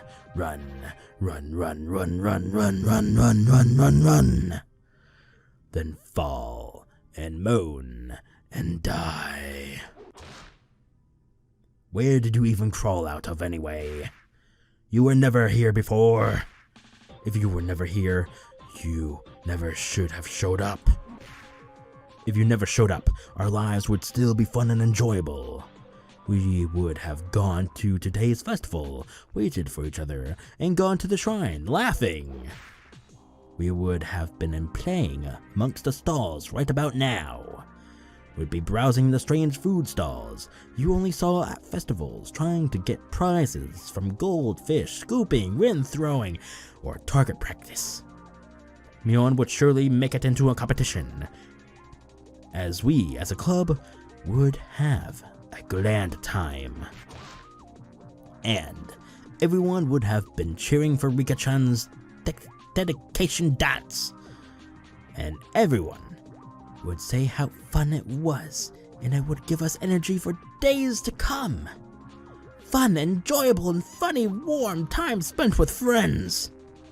And that would have happened, but didn't, and now it was all smashed to pieces. There was no doubt that would be what the world was like if you never showed up. You were the obstacle, the mistake, the hearsay in that world. But I would collect that mistake now. I would erase you and make it so this week never happened. Tonight was the Watanagashi Festival, the holy night, where taking just one life was permitted in the name of Oyashiro-sama's curse. It looked like the Higurashi stopped crying at some point.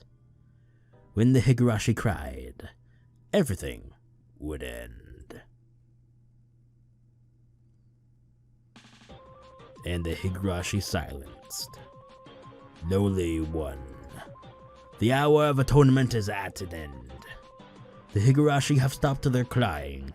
Thus, it is the end. The end. The end. The end. End. You don't have to run away anymore.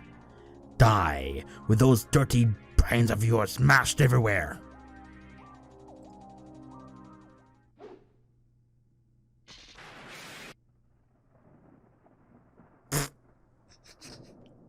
That was a terrible sound effect. What the fuck was that? Sounded like a clap and then something else. Okay, yeah, sure. Lightning and thunder struck like an explosion. It was so loud it shook the ground, and I smelled gunpowder. The response I got this time was clearly different from the one before. The metal bat crunched into the crown of his head. It was like the top of his head had caved in. The bat felt like it was biting him.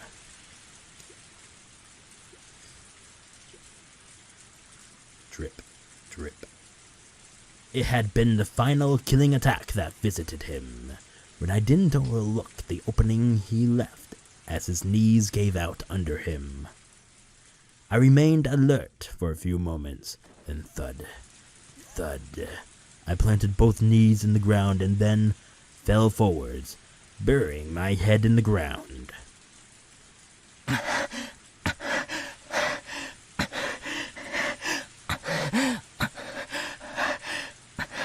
I've been holding back my ragged breathing. But now it all came out of me like a dam bursting. My head was dizzy and light, and unable to maintain my balance, I leaned against a nearby tree. The uncle didn't try and guard his head any longer. After a disgusting sort of spasm, he stopped moving. Did I get him? Did I get him for sure? I fought back my exhausted urge to fall over where I stood, and drew towards him carefully, bat still at the ready. It was possible he was faking it and trying to wait it out. Should I check for a pulse? No, just fucking whack him a good 10, 20 times in the head. I realized right away, though, how unnecessary that would be. If I thought he might be faking it, then I would just have to keep pummeling him until I was satisfied. I fought back, my ragged breathing again, and then I swung my bat far above and brought it down. Clunk. His body leaped like a bow, but he didn't try and cover his head. Then once again I aimed for his head and swung. His reaction was the same this time. After spending a few moments taking... I'm a screw up. Sorry, my throat hurts after doing that epic voice for so long. Damn! I hope you all enjoyed that. That was actually pretty cool. The music was off-putting because, yeah, I had Sonic vibes, but very unfortunate. After spending a few moments making his head into Moki, the hits gradually started to feel different, and it started to spray a filthy dark red liquid everywhere. That was enough. It was definite now. I had absolutely killed him. There was no sense of accomplishment, nor one of regret. I didn't feel anger towards Satoko's uncle, nor pity towards Satoko herself. Instead, right now, I was feeling like my heart had been stolen by the downpour. It had begun to rain at some point, and how comfortable it felt. The rainwater drenched my body and dripped down to the ground. The excitement within me faded as the rain washed away with grime. In exchange, my shoes were so wet they made splashing sounds. And despite abusing Satoshi's bat like that, it wasn't bent very much. There were a few dents in it, probably from hitting the man, but nothing that would make it seem different from before. Instead, it had been stained with black, with red, with mud and blood. But that itself would be evidence. The one piece of evidence needed to prove that my delusions hadn't just been daydreams, and that I'd ended Satoko's uncle for all eternity. Alright, Keiichi, calm your mind. The time for passion is over. Now is the time to be cold as ice. I needed to bury the body, but where was I? I'd simply followed the man as far as he ran into the darkness. I couldn't take a guess as to how far we'd run. It was already pitch black around us, and the only light I had to go on was the very faint lights on the road a little farther down. It was so dark out. I hadn't noticed the darkness until just now. My vision was so good, I could see the man's ugly hairline. I could have counted the pores in his head. It was only now that I realized how much crazy strength I had mustered at that moment. I went over to the streetlight. I looked up and down the road, desperately trying to figure out where I was. ここは Oh no. This was the one road connecting Hinamizawa to the town. We were unbelievably far away from Satoko's house. Had the two of us really run so far a distance? My surprise at that was accompanied by knowledge of the miraculous fact that despite running so far and making so much noise, we hadn't come across anybody at all. There was a long way between here and the ambush location where I dug the hole. There was no way I could carry the body that far. Wait, aside from that, the bike the man took here was still lying in the middle of that path. That would be an issue. The police could tell whose motorcycle it was by looking at its license plate, and they wouldn't just leave it at that. Thankfully, the corpse was in a dark forest. In terms of urgency, dealing with the bike would come first. And I wanted to get the shovel back from where I'd left it next to the hole. I shouldn't drag the body there. I would have to deal with it right here. Fortunately, the ground was like mud from the downpour, and was more sludgy here than where I was before. I might be able to dig a grave quickly here. Of course, my bicycle was still over where I'd left it too. It still wasn't over. Homicide had only been half of my goal. The other half would be just as important as the first.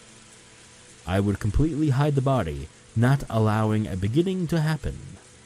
I would erase the man like he'd never existed, and regain the peaceful times we had before. I bent my head backwards, and calmed my mind even further. The big water droplets struck my brow mercilessly. They were actually quite comfortable, and for a while I let my desire have its way. After confirming that I was sharp again, I started running through the rain. The motorcycle was in the grass at the roadside. Considering how it looked, pelted with rain and covered in mud, it actually seemed like it had been lying there for a very long time. The plan was to drop the motorcycle into a swamp. The swamp was a bit of a walk from here. I lifted the bike up.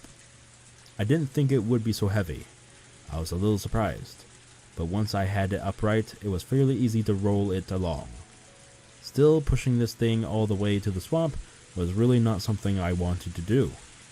I could no longer ignore my exhaustion, and it warned me numerous times of how far away the swamp was. This motorcycle, I wonder if I could ride it well enough. Once I got it going, it would be basically the same as a bicycle. Wouldn't it get me to the swamp quickly? A plan suggested by my exhaustion. The anxiety at getting on a motorcycle for the first time withdrew. I turned the key, and then you just kick the pedal, right? Yeah. Vroom, vroom. It's on.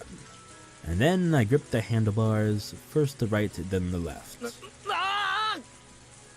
Maybe I twisted them too much. The bike lurched and did a wheelie like an angry horse. I lost it for a second, but it was just a problem at how much torque to apply. Torque? Let's try that again. This time slowly, gently. That time it went well. It was strange to be on a two-wheeled vehicle that would go even if I didn't pedal. Very odd, but I got used to it quickly. Mion once told me you could get a scooter license within a day, and she was clearly right. This was pretty easy. I needed to throw the metal bat into the swamp too, but I didn't know how I would pack the bat onto the motorcycle. Without much other choice, I stuffed it into the back of my shirt, feeling like a ninja carrying a katana. If I put the tip down the seat of my pants and hunched over, it wouldn't fall out. I got back on the bike, and this time got going without any difficulty. I carefully pressed the button labeled light, and a rather strong light came on, illuminating the way forward. I probably really shouldn't have turned it on, but I didn't have any way of seeing at this point, and had zero confidence I could ride up through this darkness. As the rain came down on me, I maintained a precarious balance and inched my way towards the swamp. Along the way, I ran across a few people who seemed to be returning from the festival. But none of them had any interest in me. They were either all soaked through the rain and hurrying on their way home, or had their umbrellas low and their heads down. Yesterday, I might have been wary of even these passbyers, but right now it didn't seem to be much cause for concern. In fact, it would probably be less suspicious to be riding out in the open like this instead of sneaking around. More and more, though, I started to think that that idea was naive, brought on by my exhausted state. I climbed a steep hill. On a bike, the hill would have put me out of breath, but I just had to accelerate a little bit to climb the entire thing. Motorcycles sure are convenient. For a moment, its lights illuminated a sign before I passed by it. Onikakushi Swamp. Good children do not play around here. Naive adults. Still, it wasn't like the way to the swamp was cordoned? What the fuck? Off by a mental fence or anything. Parents and teachers would get mad at you if they found out you were playing at the swamp. But some of the bad kids in my class apparently snuck out here sometimes to see the giant crawfish in the place. In the place.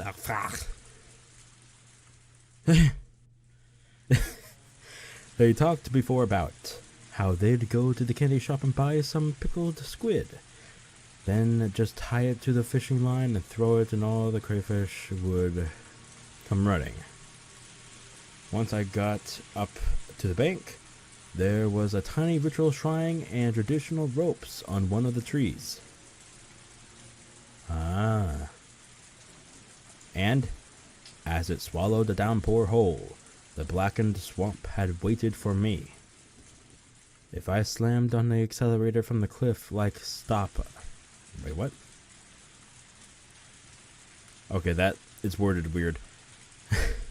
If I slammed on the accelerator from the cliff like stop I was on now, the thing would fly straight into the middle of the swamp. Am I the only one that thinks that was worded weirdly? Whatever. I had to be careful not to fall into it. If I drowned and disappeared, man, what a stupid ghost story that would be. On the night of Watanagashi, Satoko's uncle's corpse was found in the thicket by the road leading to town, and Keiichi Maebara went missing. People would whisper that he'd been demoned away. Whee! The 5th year's curse would be a half-baked one. Half-baked, you sucker. I got off the bike and twisted the accelerator as hard as I could. I let go just when it seemed like it would drag me forward. The bike shot off the cliff and was swallowed down into the swamp, leaving a far fainter splash than I'd imagined. Its surface was being pummeled by the downpour, and the muddy, filthy water was flowing into it. I couldn't even make out the motorbike I'd just thrown in there. It was pretty heavy after all. It would be quickly engulfed by the soft mud at the bottom of the swamp, and it would be pulled deeper and deeper until it reached hell itself. I felt no reluctance whatsoever in throwing the man's motorbike down to the land of the demons, but I did have a tinge of regret when I did it with Satoshi's bat.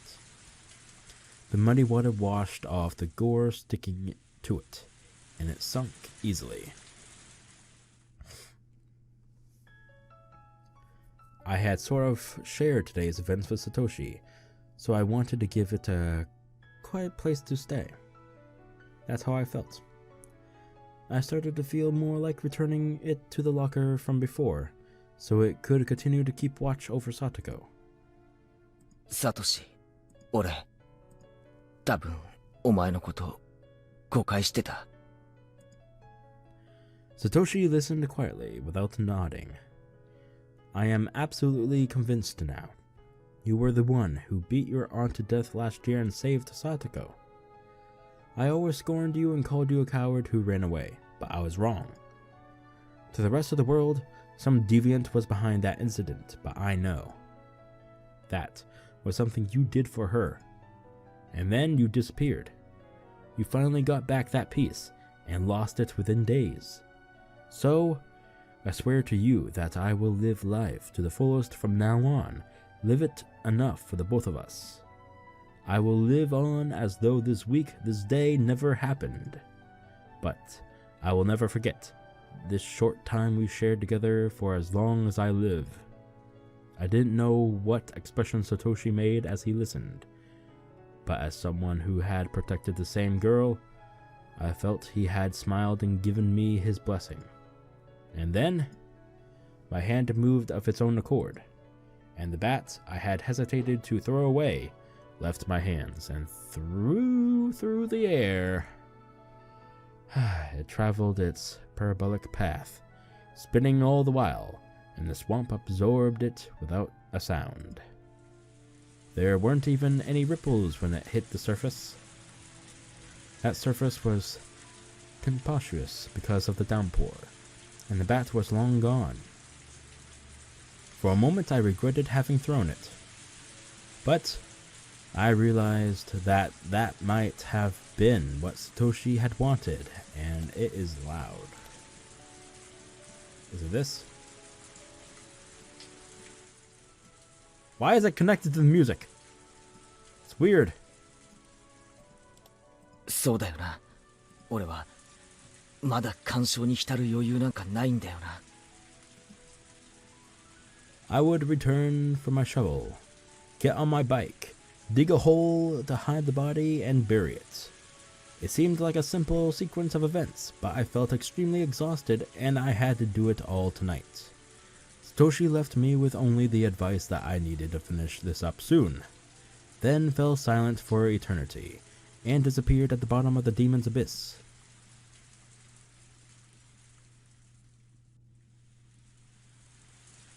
I returned to the path I had ambushed her uncle on. My bike was hidden, sleeping on the brush. I stood it back up. My whole body felt heavy, but I needed to finish by the end of the day, even if I had to whip myself to do it. Oh, I forgot something. I didn't just come here for my bike. The shovel was here too. Not good. I was zoning out.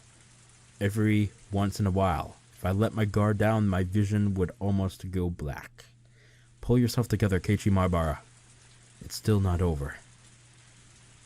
I went into the grove of trees and looked for the hole in which I had hidden the shovel.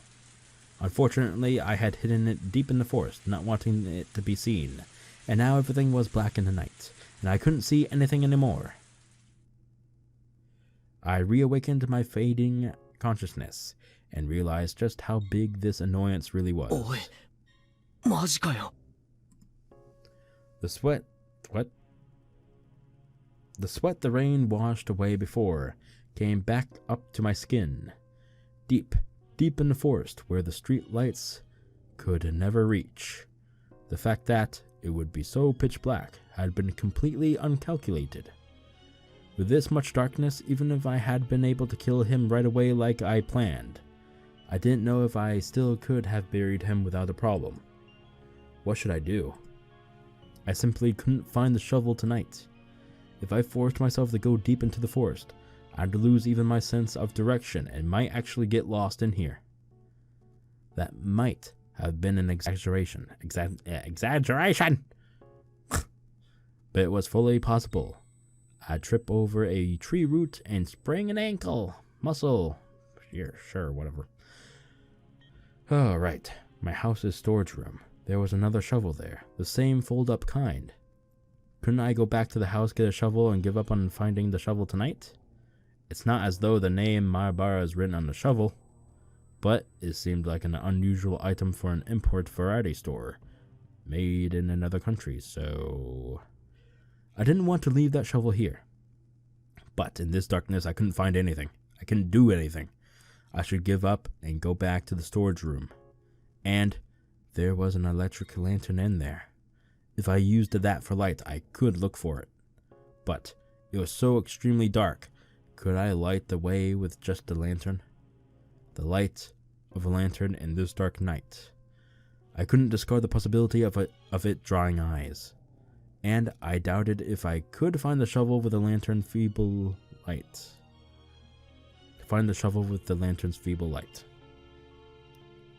Besides, I'd left the body there for a pretty long time already.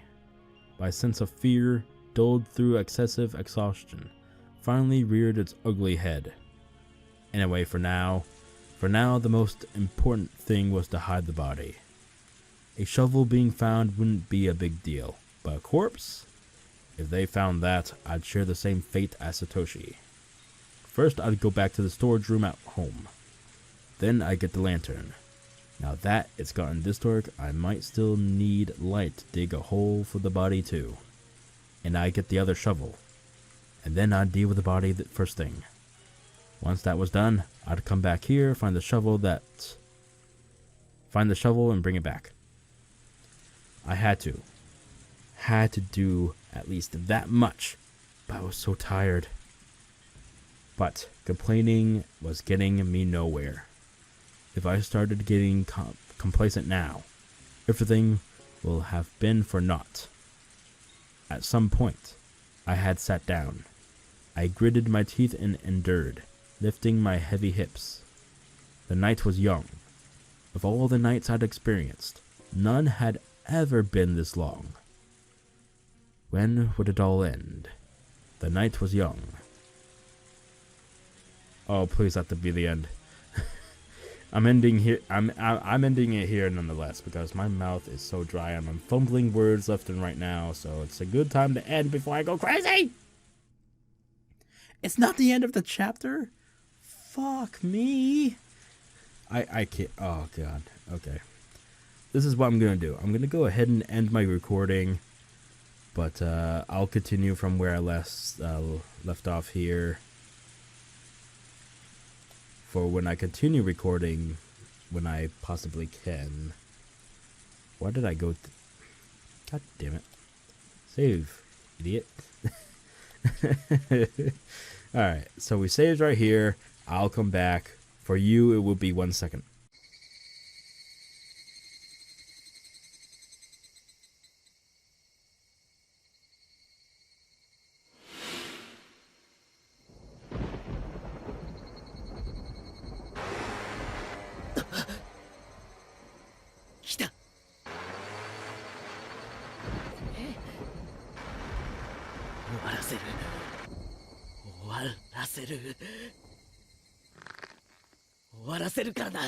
Satoko!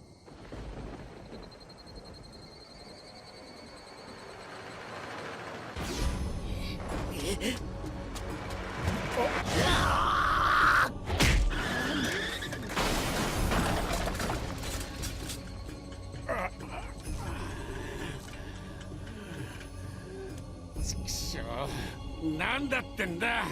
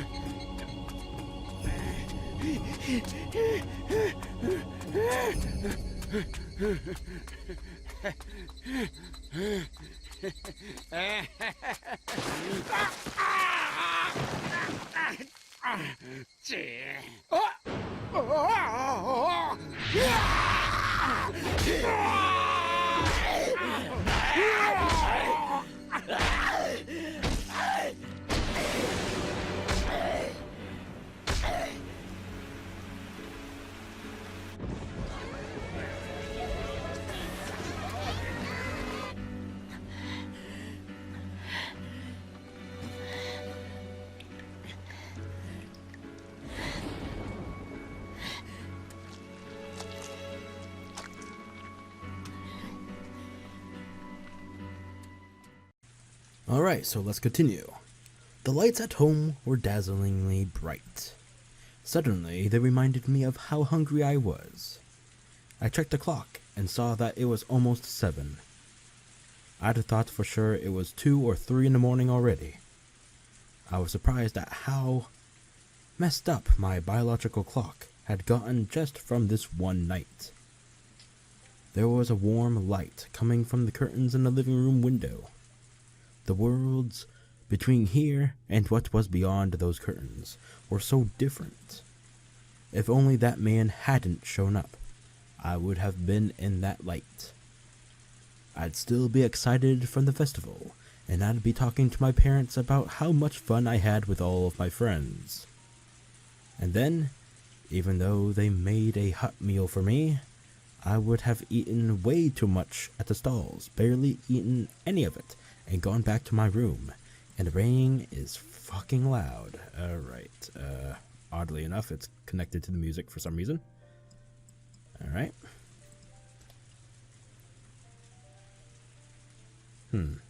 Actually, now I'm wondering. Nope, okay. Weird. Let's see here. No doubt I'd crawl into my futon and easily let myself fall asleep. But right now, I was completely different. There wasn't a single ember of warmth from those weak street lights. Right now, I was unconnected to any time spent with my family, and there was neither warm food nor the time to allow myself to sleep.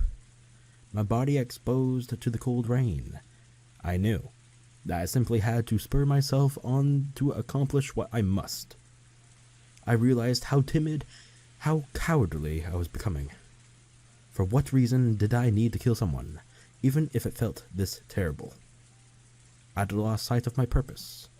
I selected the fastest, most fundamental way of saving Satoko, and executed it without hesitation. That man was dead. He was gone. And now that the rain is finally gone, bring this back up. He would never ever hurt Satoko again.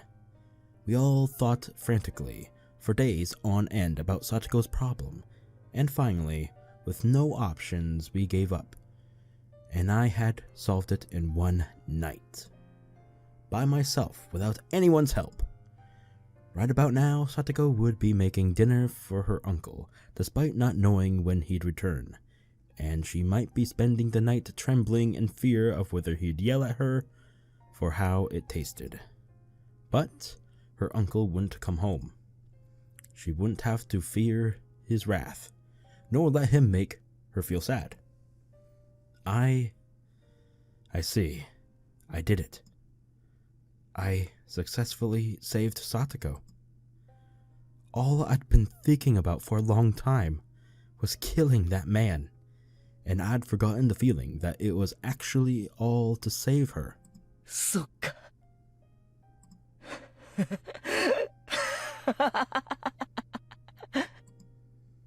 I did something good.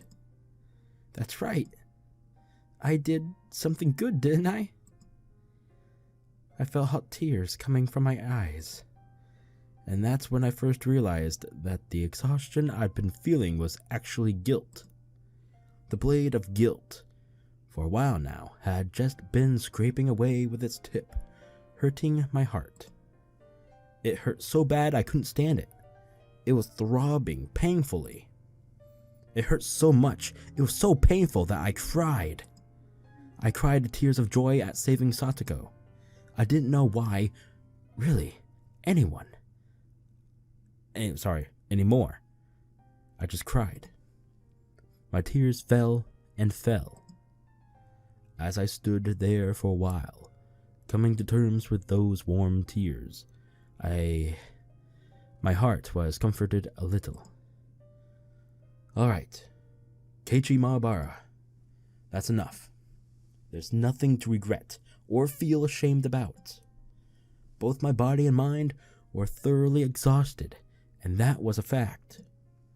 It was only natural I couldn't feel anything. Even tomorrow, and the day after that, I might not be able to feel anything for a while. But there was one thing that was true. There was this undisputable fact that I had saved Satoko. One day, we would surely be rewarded. One day, I would be proud of how distressing an enterprise I had undertaken to get Satoko's smile back. And so that I could wait for that day, I had to put the finishing touches on this night. If I left it undone, everything I'd accomplished today would be for naught. I looked back, up at the sky, which didn't look like it would stop raining anytime soon. Then I rubbed my eyes and summoned forth energy from my core again. How long did I plan on spacing out? This isn't the time for daydreaming. Someone could find that corpse this very moment. That pessimistic thought was proof of the very natural emotion of fear had returned to me. As I allowed the fear to spur me onwards, I went to look for the other shovel and the lantern inside the storage room. And the rain is back. Okay. It was fortunate. I remembered what it looked like around the streetlight. The body was near. With how dark it was quite possible I wouldn't have been able to look for it either. I didn't realize that when I left the place, so the idea of memorizing the spot hadn't even crossed my mind. And that's why I had to call it fortunate that I managed to get back to the body like this. The corpse was now located in a big muddy puddle. Half the thing had already sunk into the swamp-like pool of water.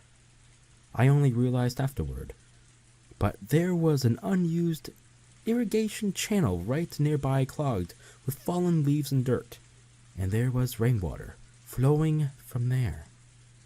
My shoes had been awash with water for a long time now, so without any hesitation, I stepped into the puddle. The whole muddy stream started flowing back, luckily. I couldn't leave any slight traces, like bloodstains. The rain was like a blessing from heaven. I checked around me, paying very close attention, then turned off the lantern. It became pitch black again, but my eyes got used to the darkness in a few moments, and once I managed to reach the streetlight on the other side, I was able to make out even faint lights. I stuck the shovel into the puddle right next to the corpse. The ground was even looser here than I thought, and the shovel's tip easily slid inside it. I had to hurry and dig. If I took too much time, I might lose my energy and strength again. Get her dead. It felt almost like digging a hole in the sand at the beach. It was easy to dig, but no matter what, the muddy water kept flowing in and covering the hole. The digging wasn't going as well as I hoped. I dug, and the water would go in, so I couldn't get a sense of how deep it was. The only way for me to measure it was to bury my own foot in the mud. Don't get caught up in it, though. I'm digging just fine. It's alright. Don't be disheartened. Dig, dig, dig. Occasionally, a car would come by on the road, and I'd hurry to hide myself in the trees. Everyone was only passing through. They wouldn't have their eyes peeled in this kind of darkness. I understood it logically, but I still couldn't help but hide. What I was really scared of wasn't quite that one of those cars would coincidentally happen to witness me here. It was that the distance I could spot cars from was getting gradually shorter. At first, I noticed the splashing sounds from really far away as cars drove through them. I started noticing them less and less, and the car that just passed by, I didn't notice it until its headlights were upon me. I felt my senses growing duller by the second. You're getting tired, dude. If someone were to take a peek in secret, as I was burying the body, at the worst possible time, maybe I wouldn't even notice. The moment I thought that, I took a good look all around me. I roused all my half-asleep senses and searched for signs of presence nearby. What if I found out someone was spying on me from the trees. A carnivorous feeling snarled at me, glaring. If there was, then I would dig another hole. Oh, Jesus, dude. I'd come this far already. In order to achieve perfection, I didn't care how much more I had to pay. I didn't know what kind of face I was making at the time, but it was definitely a virulently glaring one. Okay, that was loud in my ear and disturbing. Don't you dare do that at me. Don't grr at me. My 5 senses reached the conclusion that nobody was present. I didn't breathe a sigh of relief. Just keep on digging, just keep on digging. How long had I been digging this mud out of here? It was deep enough for it to go up to my knees. Then not much. Maybe this was enough. Maybe I'd throw the corpse in as a test. Okay, that's actually really loud. Like, boost, boy, boost. Okay. Sorry I keep meddling with the audio. It's so frustrating. I swallow, getting my breathing under control. Despite how much I'd beaten him, I was afraid of touching the corpse. So instead, I dragged it by the feet to the hole. It took more than just a waggle and a tug to do it. But of course, it did. Considering this man's weight was easily 80 kilograms. I rallied up all my strength and dragged him. At this point, my groundless fears that he might suddenly start moving again had vanished long ago. His body fit perfectly into the muddy hole. It was more than deep enough. Alright, let's bury him. Quickly, quickly, quickly. If I did a perfect job of burying it here, everything would be over. I would hide in it. What? I would hide in it. With him. I would hide it in the hole, and none of this would have ever happened. When I realized I only had a little farther to go to finish everything, I was whacked with pointless anxiety, like I was in a race against time. It was like I was absorbed in a delusion that if I didn't bury the body quickly, it might come back to life. In any case, in a great rush, I poured mud and dirt into the hole. If I didn't work efficiently, someone might find me here. Until now, I figured if someone saw, I'd just kill them, but not anymore. I was arrested with such absolute fear that if someone saw me, it would be all over. As I finished the work off, it was a total mess. Splish splash, squish squash. I drew the surface of the shovel across the ground, making it perfectly flat. I was completely covered in mud at that point. The rain washed the mud off my body, but not off my now blackened clothing. My body and mind were caked with panic, with fear, with rain and sweat and mud. Okay, stop the breathing, stop. Thank you. Jesus Christ. Ugh. My shoulders heaving. I threw down the shovel and sat down in the mud. I was so exhausted that I wanted to lie down right there and sleep. Don't do that, boy. It was over. This time. For real. It was over. The man was now in the bottom of the wet dirt. Right this moment, there were traces that this place had been dug up, but the rain and flowing muddy water would completely cover it all within moments. Yes, it was over.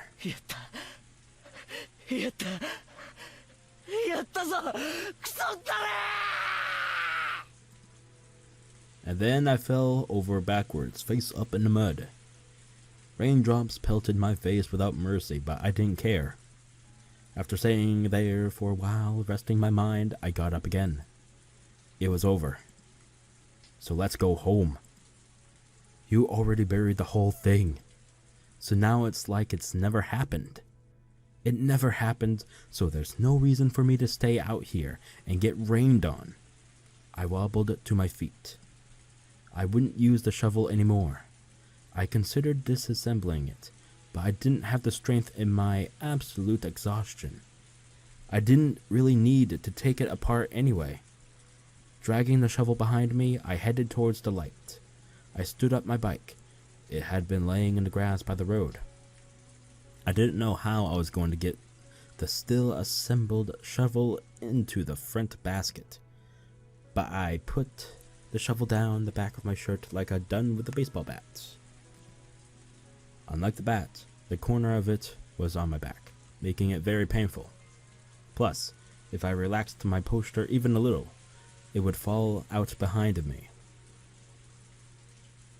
I ended up having to carry the shovel in my left hand and my bike using only my right hand. Dude, there's a much easier solution. Just hold it under your arm while you're fucking pedaling, dude. Like, can't you just squeeze it under your arm, between your arm and armpit? Come on.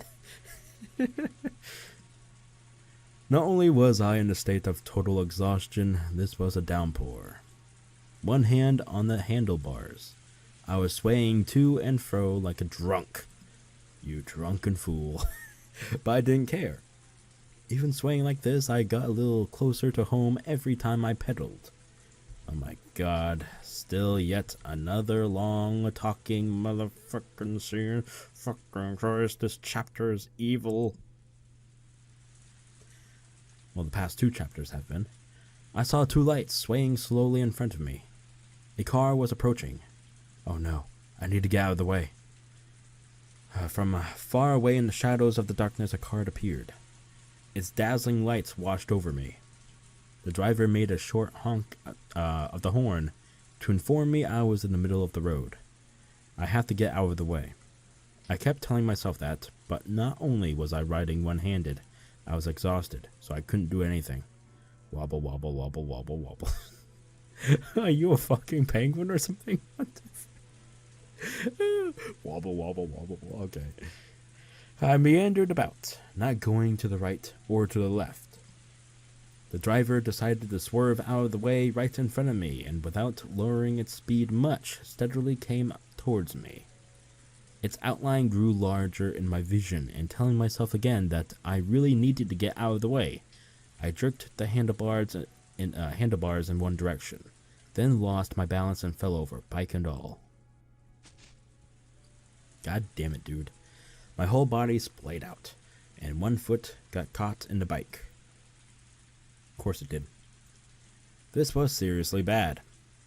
My drowsiness quickly vanished, and just as the cold sweat broke out on my skin, the driver recklessly spun the wheel to the left, made a counterclockwise, U-turn, and came right up to me and stopped. The driver's seat door opened, and the driver came out. You idiot. What are you doing here? I was pretty sure someone would yell at me like that. Oh no. Why did it have to be her? Fuck. Yeah, look who it is. It was a woman's voice, and one I knew. I lifted my face off the ground and looked at her. Takano-san. Hello. Oh no. Oh, okay. I remember the car scene now. They have a very awkward chat. I remember from the anime. I wonder if they'll have it here too. Maebara-kun. It was raining far too hard to see the moon. If that's the case, this is clearly going to be a 3-hour fucking video, so I hope you all enjoy. Oh, fuck. Enough of the 3-hour marathons here. What the fuck is this shit? Takano-san unfolded an umbrella and smiled as she spoke. That smile was, for some reason, uncanny, like she had seen right through me. Out of all the people I could have met, I got the sudden feeling that this was the one I wanted to see the least.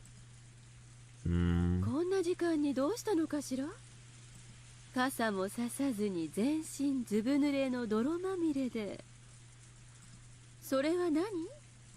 シャベル？ She had come here via car. She wouldn't have known what I was just doing. And yet she smiled, as though she knew everything. Calm down, Keiichi Maebara. She always makes that mysterious-looking smile, remember? Really? Right? Come on. Don't let her onto anything, lest you dig your own grave. Ironically. 噂じゃあなた、ゴルフクラブで野球に参加したそうだけど。そのシャベルも、つまりはそういうこと？ Maybe. 傘の代わりってわけかしら？ I should tell a good lie here. If I could just do that, things would work out. レナと宝探しにダム現場に行った時にこれを忘れてきちゃったんですよ。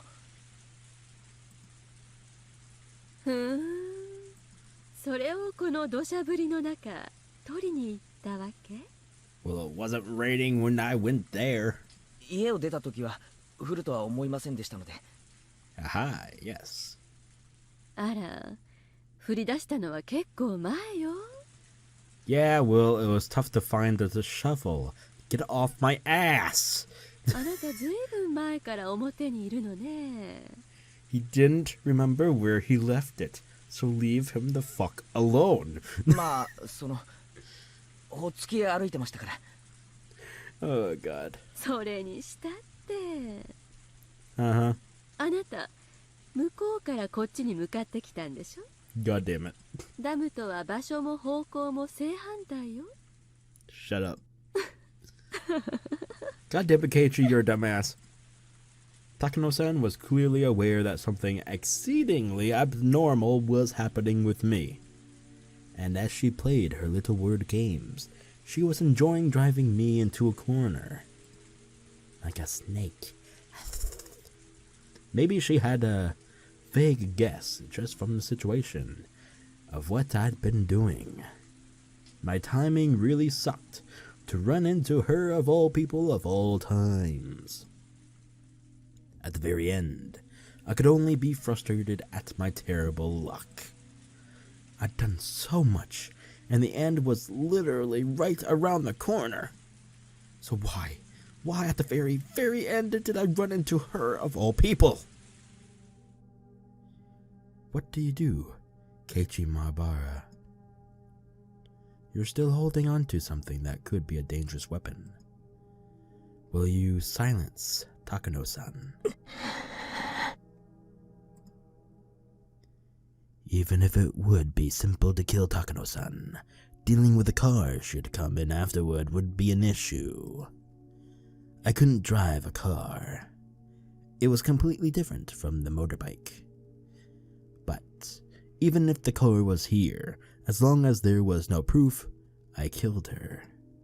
Yes, in tonight's downpour, without any prior planning, all by coincidence, a hit and run. As long as I didn't drop any handkerchiefs with my initials on them, they would never know I killed her. A black flame quietly smoldered and raged in the core of my body. 怖い顔。いじめすぎちゃったかしら？ Oh, no. Takano-san started to laugh by herself, then thankfully stopped talking about it. But the dark clouds in my mind didn't go away. それはそうと、いつまで自転車にまたがったまま地面に這いつくばってるつもり？そろそろどいてくれるかしら？ If I moved, she would leave. So I tried to get the bicycle up and out of the way, but then twisted my ankle and it fell over.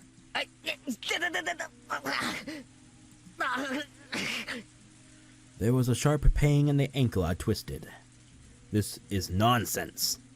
A sprained ankle? Now? あら、大丈夫？ Does it sound like I'm alright, you little shit? ひょっとしてひねっちゃった？ Lucky guess. Takano-san squints down and takes a good look at the ankle I keep rubbing. She compares it to my facial expression, apparently trying to gauge how bad the wound was. 立てる？ I didn't expect to, but I couldn't even stand up. It was all I could do to shamelessly wriggle on the ground like a caterpillar. Takano-san looked at her watch, then at her car, and after thinking for a moment, opened the passenger's seat door, and then gave me her shoulder to stand up with. 家まで送るわ。 Why, thank you. なんだか私が跳ねたみたいで嫌な気持ちだけどね。 Yes, you almost hit me, so you better help out with the situation. すみません。見捨てるのも気の毒だし。 Really? 私が優しい人でよかったわね。 Oh yes, nice person. Nobody good has ever called themselves a nice person. True. But that would have been a terrible thing to say to someone holding me up like this. Why does everyone's car look the same from the inside? Okay, shut up. I took Takano's hands and sat down in the passenger seat. Takano-san went around the back and looked at my bike on the ground. 自転車は後日ってことにはならない？ I could clearly tell from her face that she thought it would be a pain, since it would be heavy and it would get her car dirty. Yeah, well, tough luck. Get the damn bicycle in the fucking car. But my bike was the name, but my bike has the name Maebara written on it. Oh, I couldn't leave it out here like this. なんとか車に詰めませんか？ Say please. ないと困るんで。トランクはもういっぱいなの。後部座席なんかに積んだらシートが泥で汚れちゃうわ。 Well, tough fucking luck. Please just do as I ask. まあ、あなたを乗せた時点でもう十分に汚れてるんだけれども。 True. I'm a wet boy. So please put the wet bicycle in with the wet boy.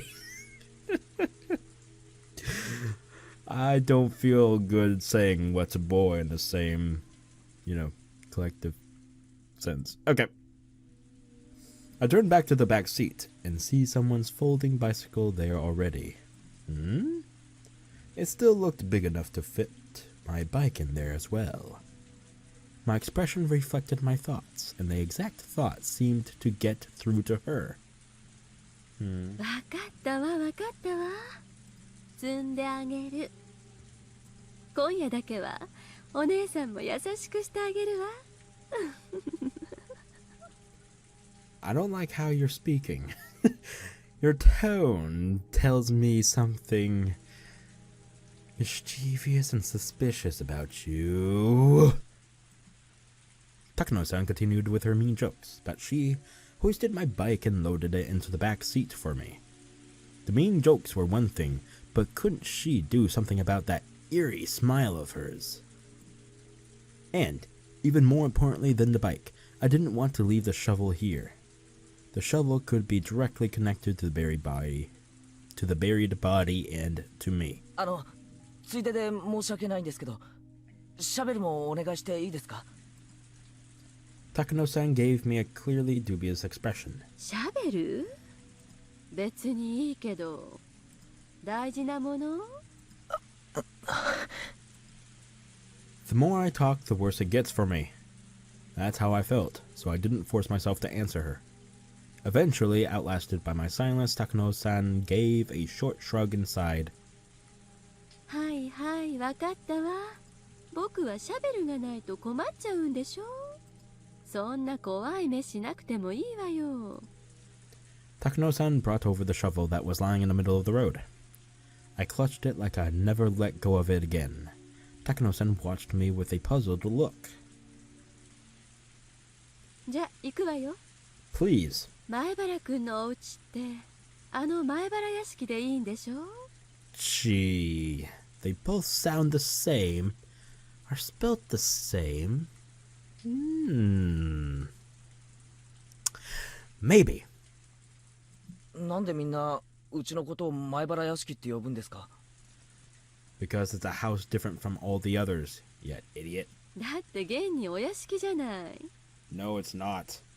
お金持ちが羨ましいわ。 It's just a regular fucking house. Hello? As she spoke, Takano-san pulled the handbrake and stepped on the gas. After making a skillful U-turn using the shoulder of the road, she steadily increased in speed. From the rearview mirror, that accursed place seemed to melt into the darkness. Thank you. 誰？ Oh, damn, we're close. What? あ、すみません。よく聞こえませんでした。今、なんて？ Takano-san suddenly tried to say something to me, but thoughtlessly I didn't catch it. Looking ahead, Takano-san said the same thing one more time. 死体。上手に埋められた？ Oh shit. Oh, yep, it's the same from the anime. Oh god. I thought my heart might beat out of my chest, but I didn't let it show. But my lungs were squeezed tight, and I couldn't breathe. I know those moments. 何を言ってるんですか？こういう山奥に死体を埋めるときはね。 I wouldn't call it where I buried a mountain. It was like a little foothill, but okay, yeah, sure. 結構深く掘らないと野犬とかが匂いを嗅ぎつけて掘り返しちゃうことも多いのよ。 Oh. 野犬が加えてた人骨で事件が発覚。警察一帯を山狩りへなんて結構ないことじゃないのよ。 And unluckily, he didn't do that. Didn't dig deep enough. Pound, pound, clang, clang. Huge rusted bells start ringing in my head. Had I buried it so deep that I could say it absolutely wouldn't be found? The answer was no. Clearly.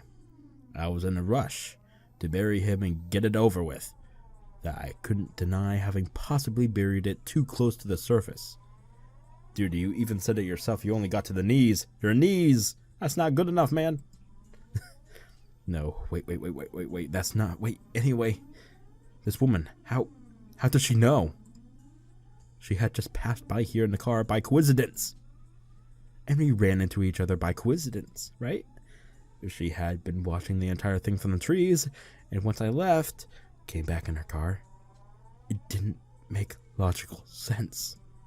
So then why? Keiichi Maebara, that's it. You need to kill her. My entire body reawakened, and I could feel my pupils dilate. I couldn't possibly beat her to death with a shovel in such a small car. Then I would use my hands and strangle her. But she was driving right now. If I strangled her, we might get into an accident. Then suddenly Takano-san turned and looked at me. ボケもツッコミもなし？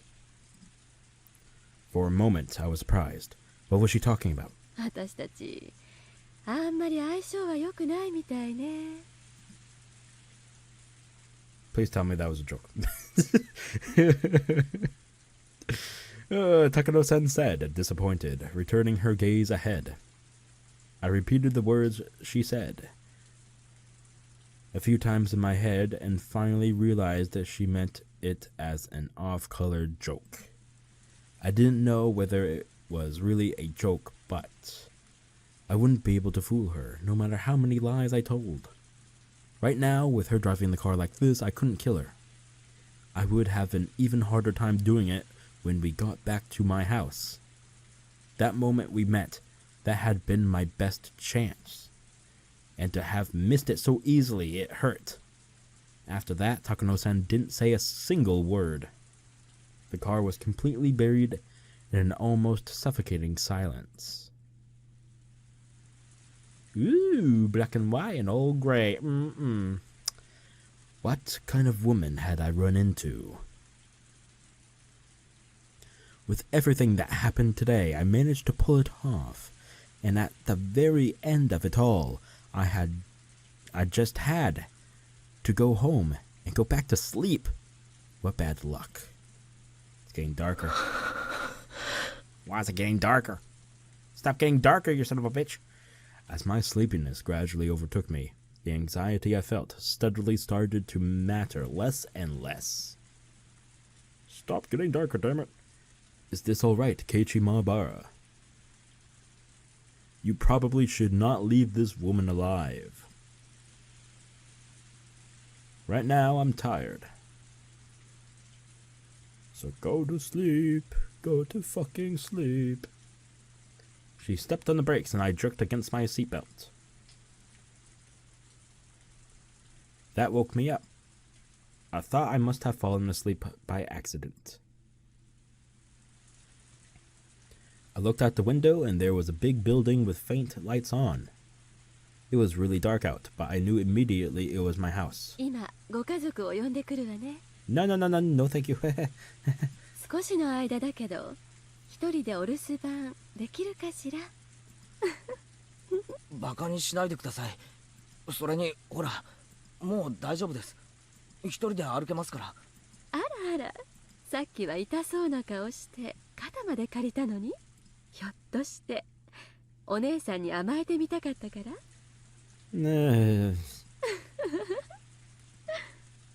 As Takano-san spoke, she left the car and opened up her umbrella. The sound of falling raindrops was fierce, as always. I carefully reached it down and rubbed the ankle I twisted. There was still some pain and a little weirdness, but they weren't that bad anymore.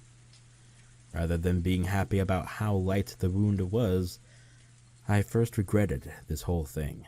If I hadn't twisted my ankle, I could have still taken the option of killing Takano-san right there and then. There probably wasn't much doubt that Takano-san was convinced I was involved in some sort of crime. If she knew about everything happening with Satoko, then she might have even guessed I'd kill somebody. Takano-san opened the passenger side door for me. 本当に肩は必要ないかしら。もう一回だけ甘えてもいいのよ。I ignored her again and answered by getting out of the car by myself. The rain was still pretty intense. I got my bicycle out of the back seat. I was a bit curious who the other bike belonged to, but that didn't matter right now. I let Takano-san hold the umbrella over me, then pushed my bicycle up to the front door. I believe that was answered in season 2, right? Of who the other bike belonged to. Shit. I can't wait to rewatch the anime after I do all this visual novel of Higurashi. Damn, it's gonna be good. Alright. Did I read that? Fuck. I was too busy talking to all of you and myself. Son of a bitch. I let Takano hold the umbrella over me, then pushed my bicycle up to the front door. Okay, I did not read that. I'm sorry, everyone. Thank you very much, he says. My ankle hurt so much earlier, and it still did, but it aggravated me that it hadn't even been that bad. It was really, seriously, terrible luck. じゃあ、私はこれで失礼するわね。Thank you, goodbye. Hope to never see you again. Bye bye. Weehee. 前原君と二人きりで夜のドライブだったなんて、みんなには内緒よ。What? 特に二郎さんにはね。Jiro-san? Oh, she meant Tamataki-san. I suppose that she calls him by his first name. His full name must be Jiro Tamataki then. And then the other bike, the folding one in the back seat that I didn't care about at first, suddenly came to mind. Oh no, it gets answered here! Oh no! Oh fuck. Hey, excuse me, you're from Hinamizawa, right? On the other day before yesterday, As I walked near the dam, half asleep, Tamitaki-san had talked to me. And the bicycle he'd been riding, it was. あの後ろに積んであった自転車、富武さんのですよね。Takano-san's eyes. I think they sharpened for a moment. どうしてそう思うのかしら。以前に会った時見てますから。フレームも特徴的でしたし。ふーん。Oh no. でもおかしくないかしら。 What do you mean? この自転車が二郎さんのものだなんてことありえると思う？ Yes. おかしいって。Oh god. Takano-san, her hair elegantly fluttering, peers into my eyes. だってHinamizawaには民宿なんてないのよ。なら二郎さんは町に泊まっていることになるわよね。そうなんですか？まあ、そうならそうなんじゃないですか？町からHinamizawaまではとても歩いてなんか行き来できないわよね。She's basically trying to give him hints at what the situation is. No. Fuck. バスだって走ってないし。Yes, we get it, okay? He's not here in Hinamizawa because he's dead. せめて自転車くらいはなきゃね。We get it. She didn't need to tell me that. That's why Jiro-san was riding a bike.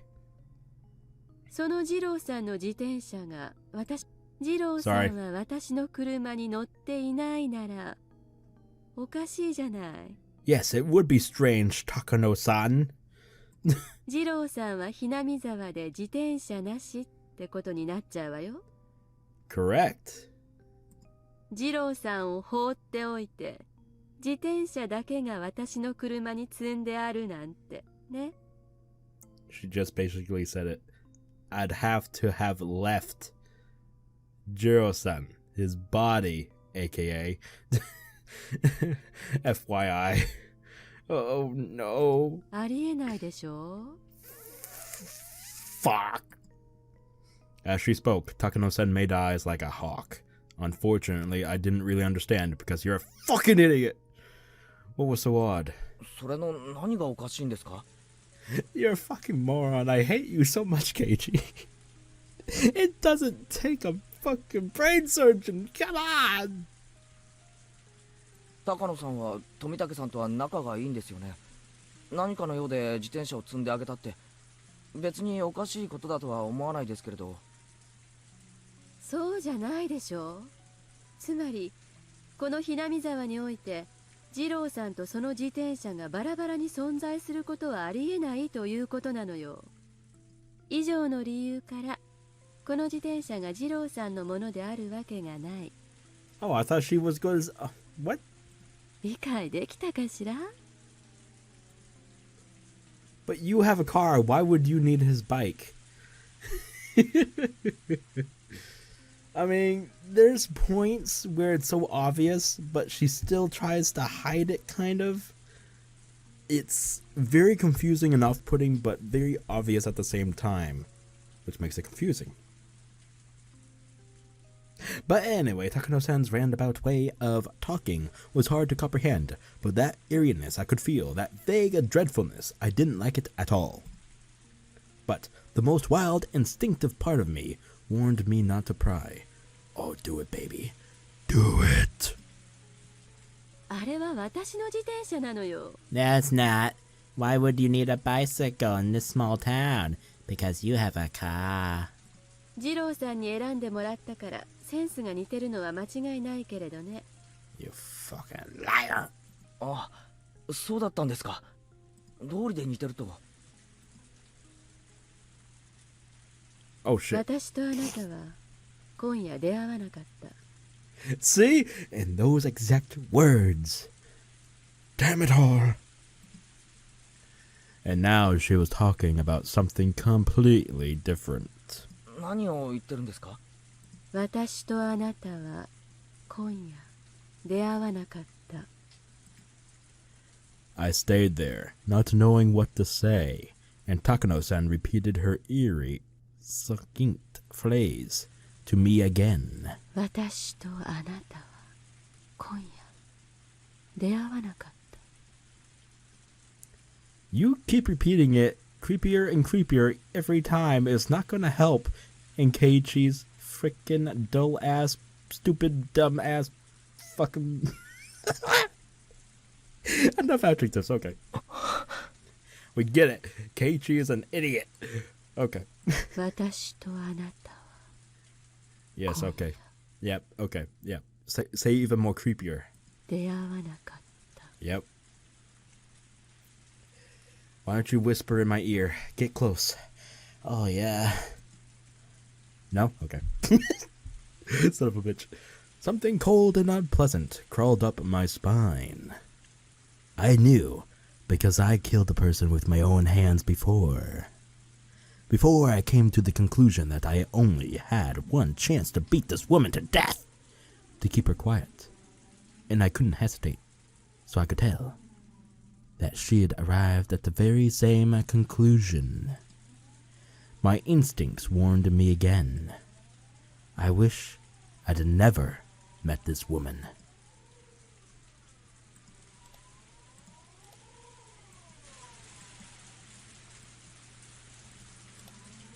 The faint sense, like a rotten smell drifting from this woman, was no doubt the exact same sense that I was giving off right now. The very peculiar aspiration, the lack of uncertainty at taking a human's life for a purpose, one that only those who have risen above everything had. Actually, maybe, I should have called it a nausea. I don't feel nauseous at all.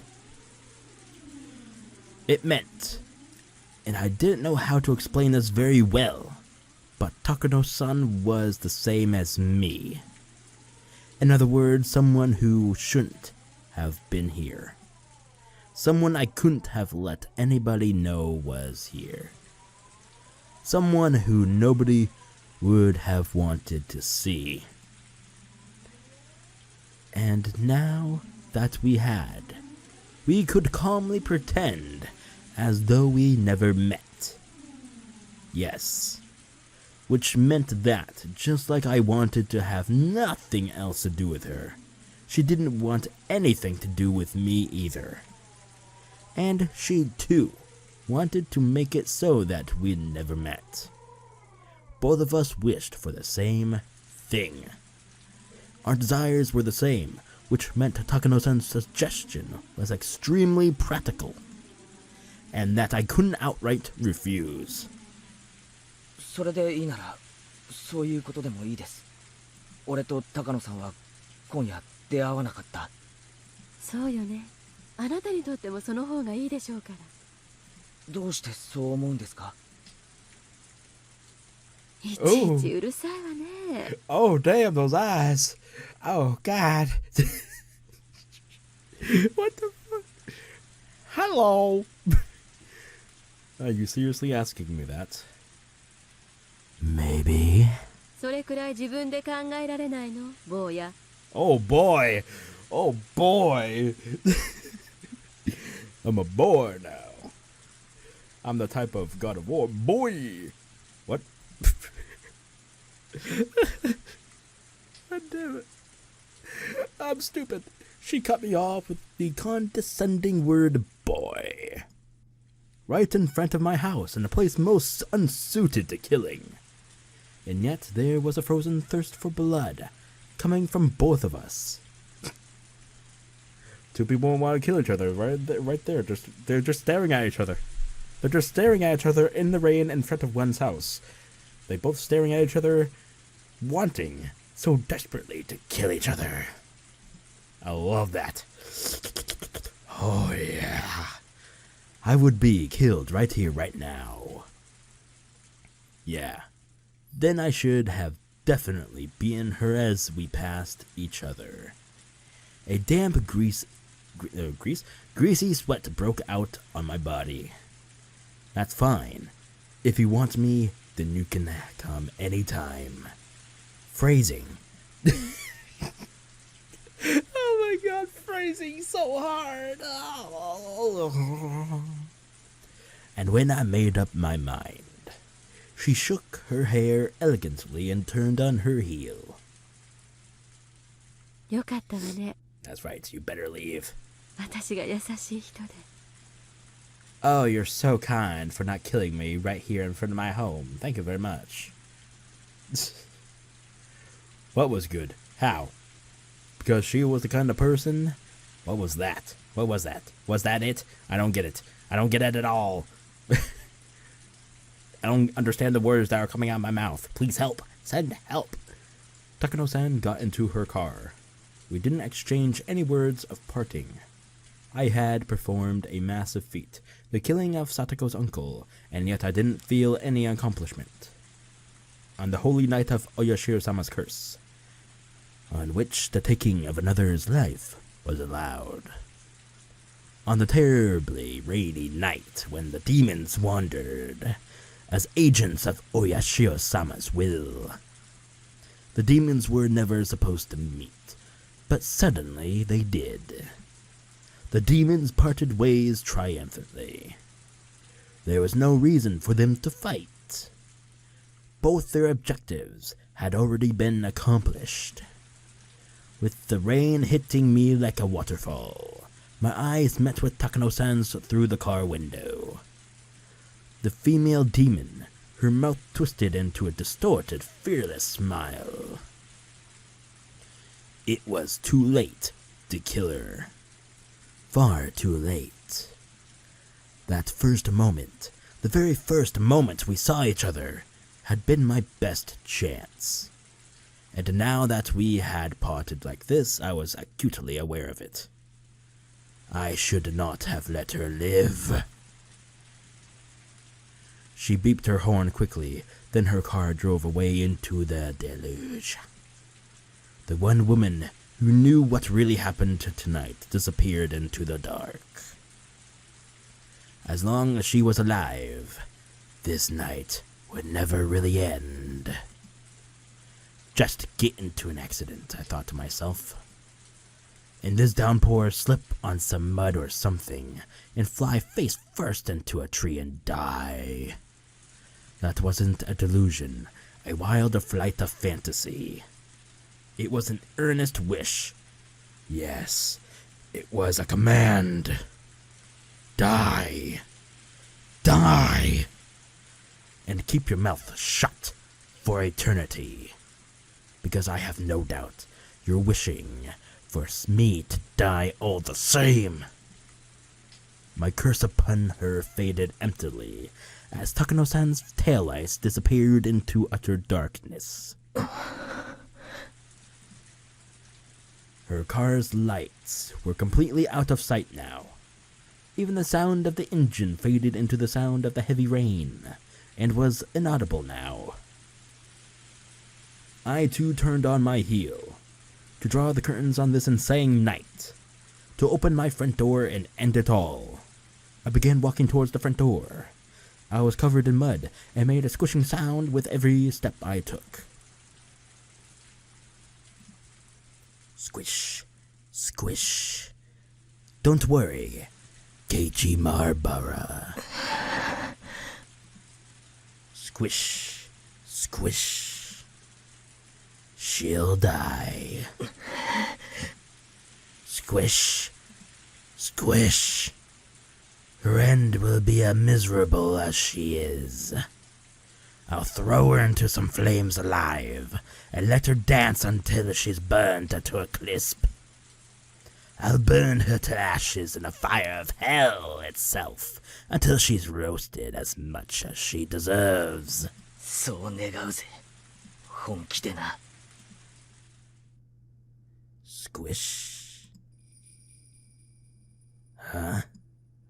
Just now, I hadn't taken a step, and yet, a footstep. Without emotion, I turned around. If there was a footprint that wasn't my own, then it was obvious someone else was behind me. Was somebody else there? I was sick of this. Whoever it was, I was sick of everything tonight.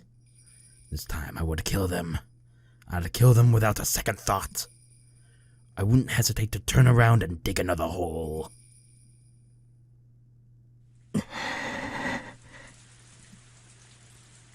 But fortunately, there was nobody there. I wasn't going to have to kill any more people tonight. This night I couldn't handle any more of it.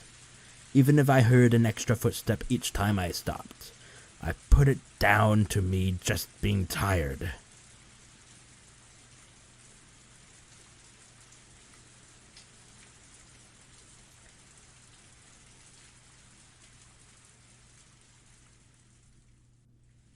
And thus, this chapter ends. Fire from hell, victim at the 5th year. Well, that was excellent. Whew. Go ahead and save that. Alright, overwrite that. Thank you. Got a couple of folders here that will probably need to be used. Whew. I hope you all enjoyed these kind of epic moments where I had to use a deeper, darker voice. Like a demon's. Ooh, yeah. Alright, so, how long have I been recording for? Nope, wrong button. Oh, almost an hour. Look at that. It is almost, I think, yeah. Holy shit, more than 3 hours. I hope you all enjoyed the 3-hour, epic conclusion. Not really an epic conclusion of sorts, but, there'll be more to this, arc, obviously, but, the conclusion of, well, the uncle's fate, if you will, for now. Anyway, I'll go ahead and stop rambling. I hope you all enjoyed it. If you did, please leave a like, share the video, and subscribe to the channel if you haven't already, because I will be uploading more Higurashi soon. So hope to see you all next time. And until then, goodbye.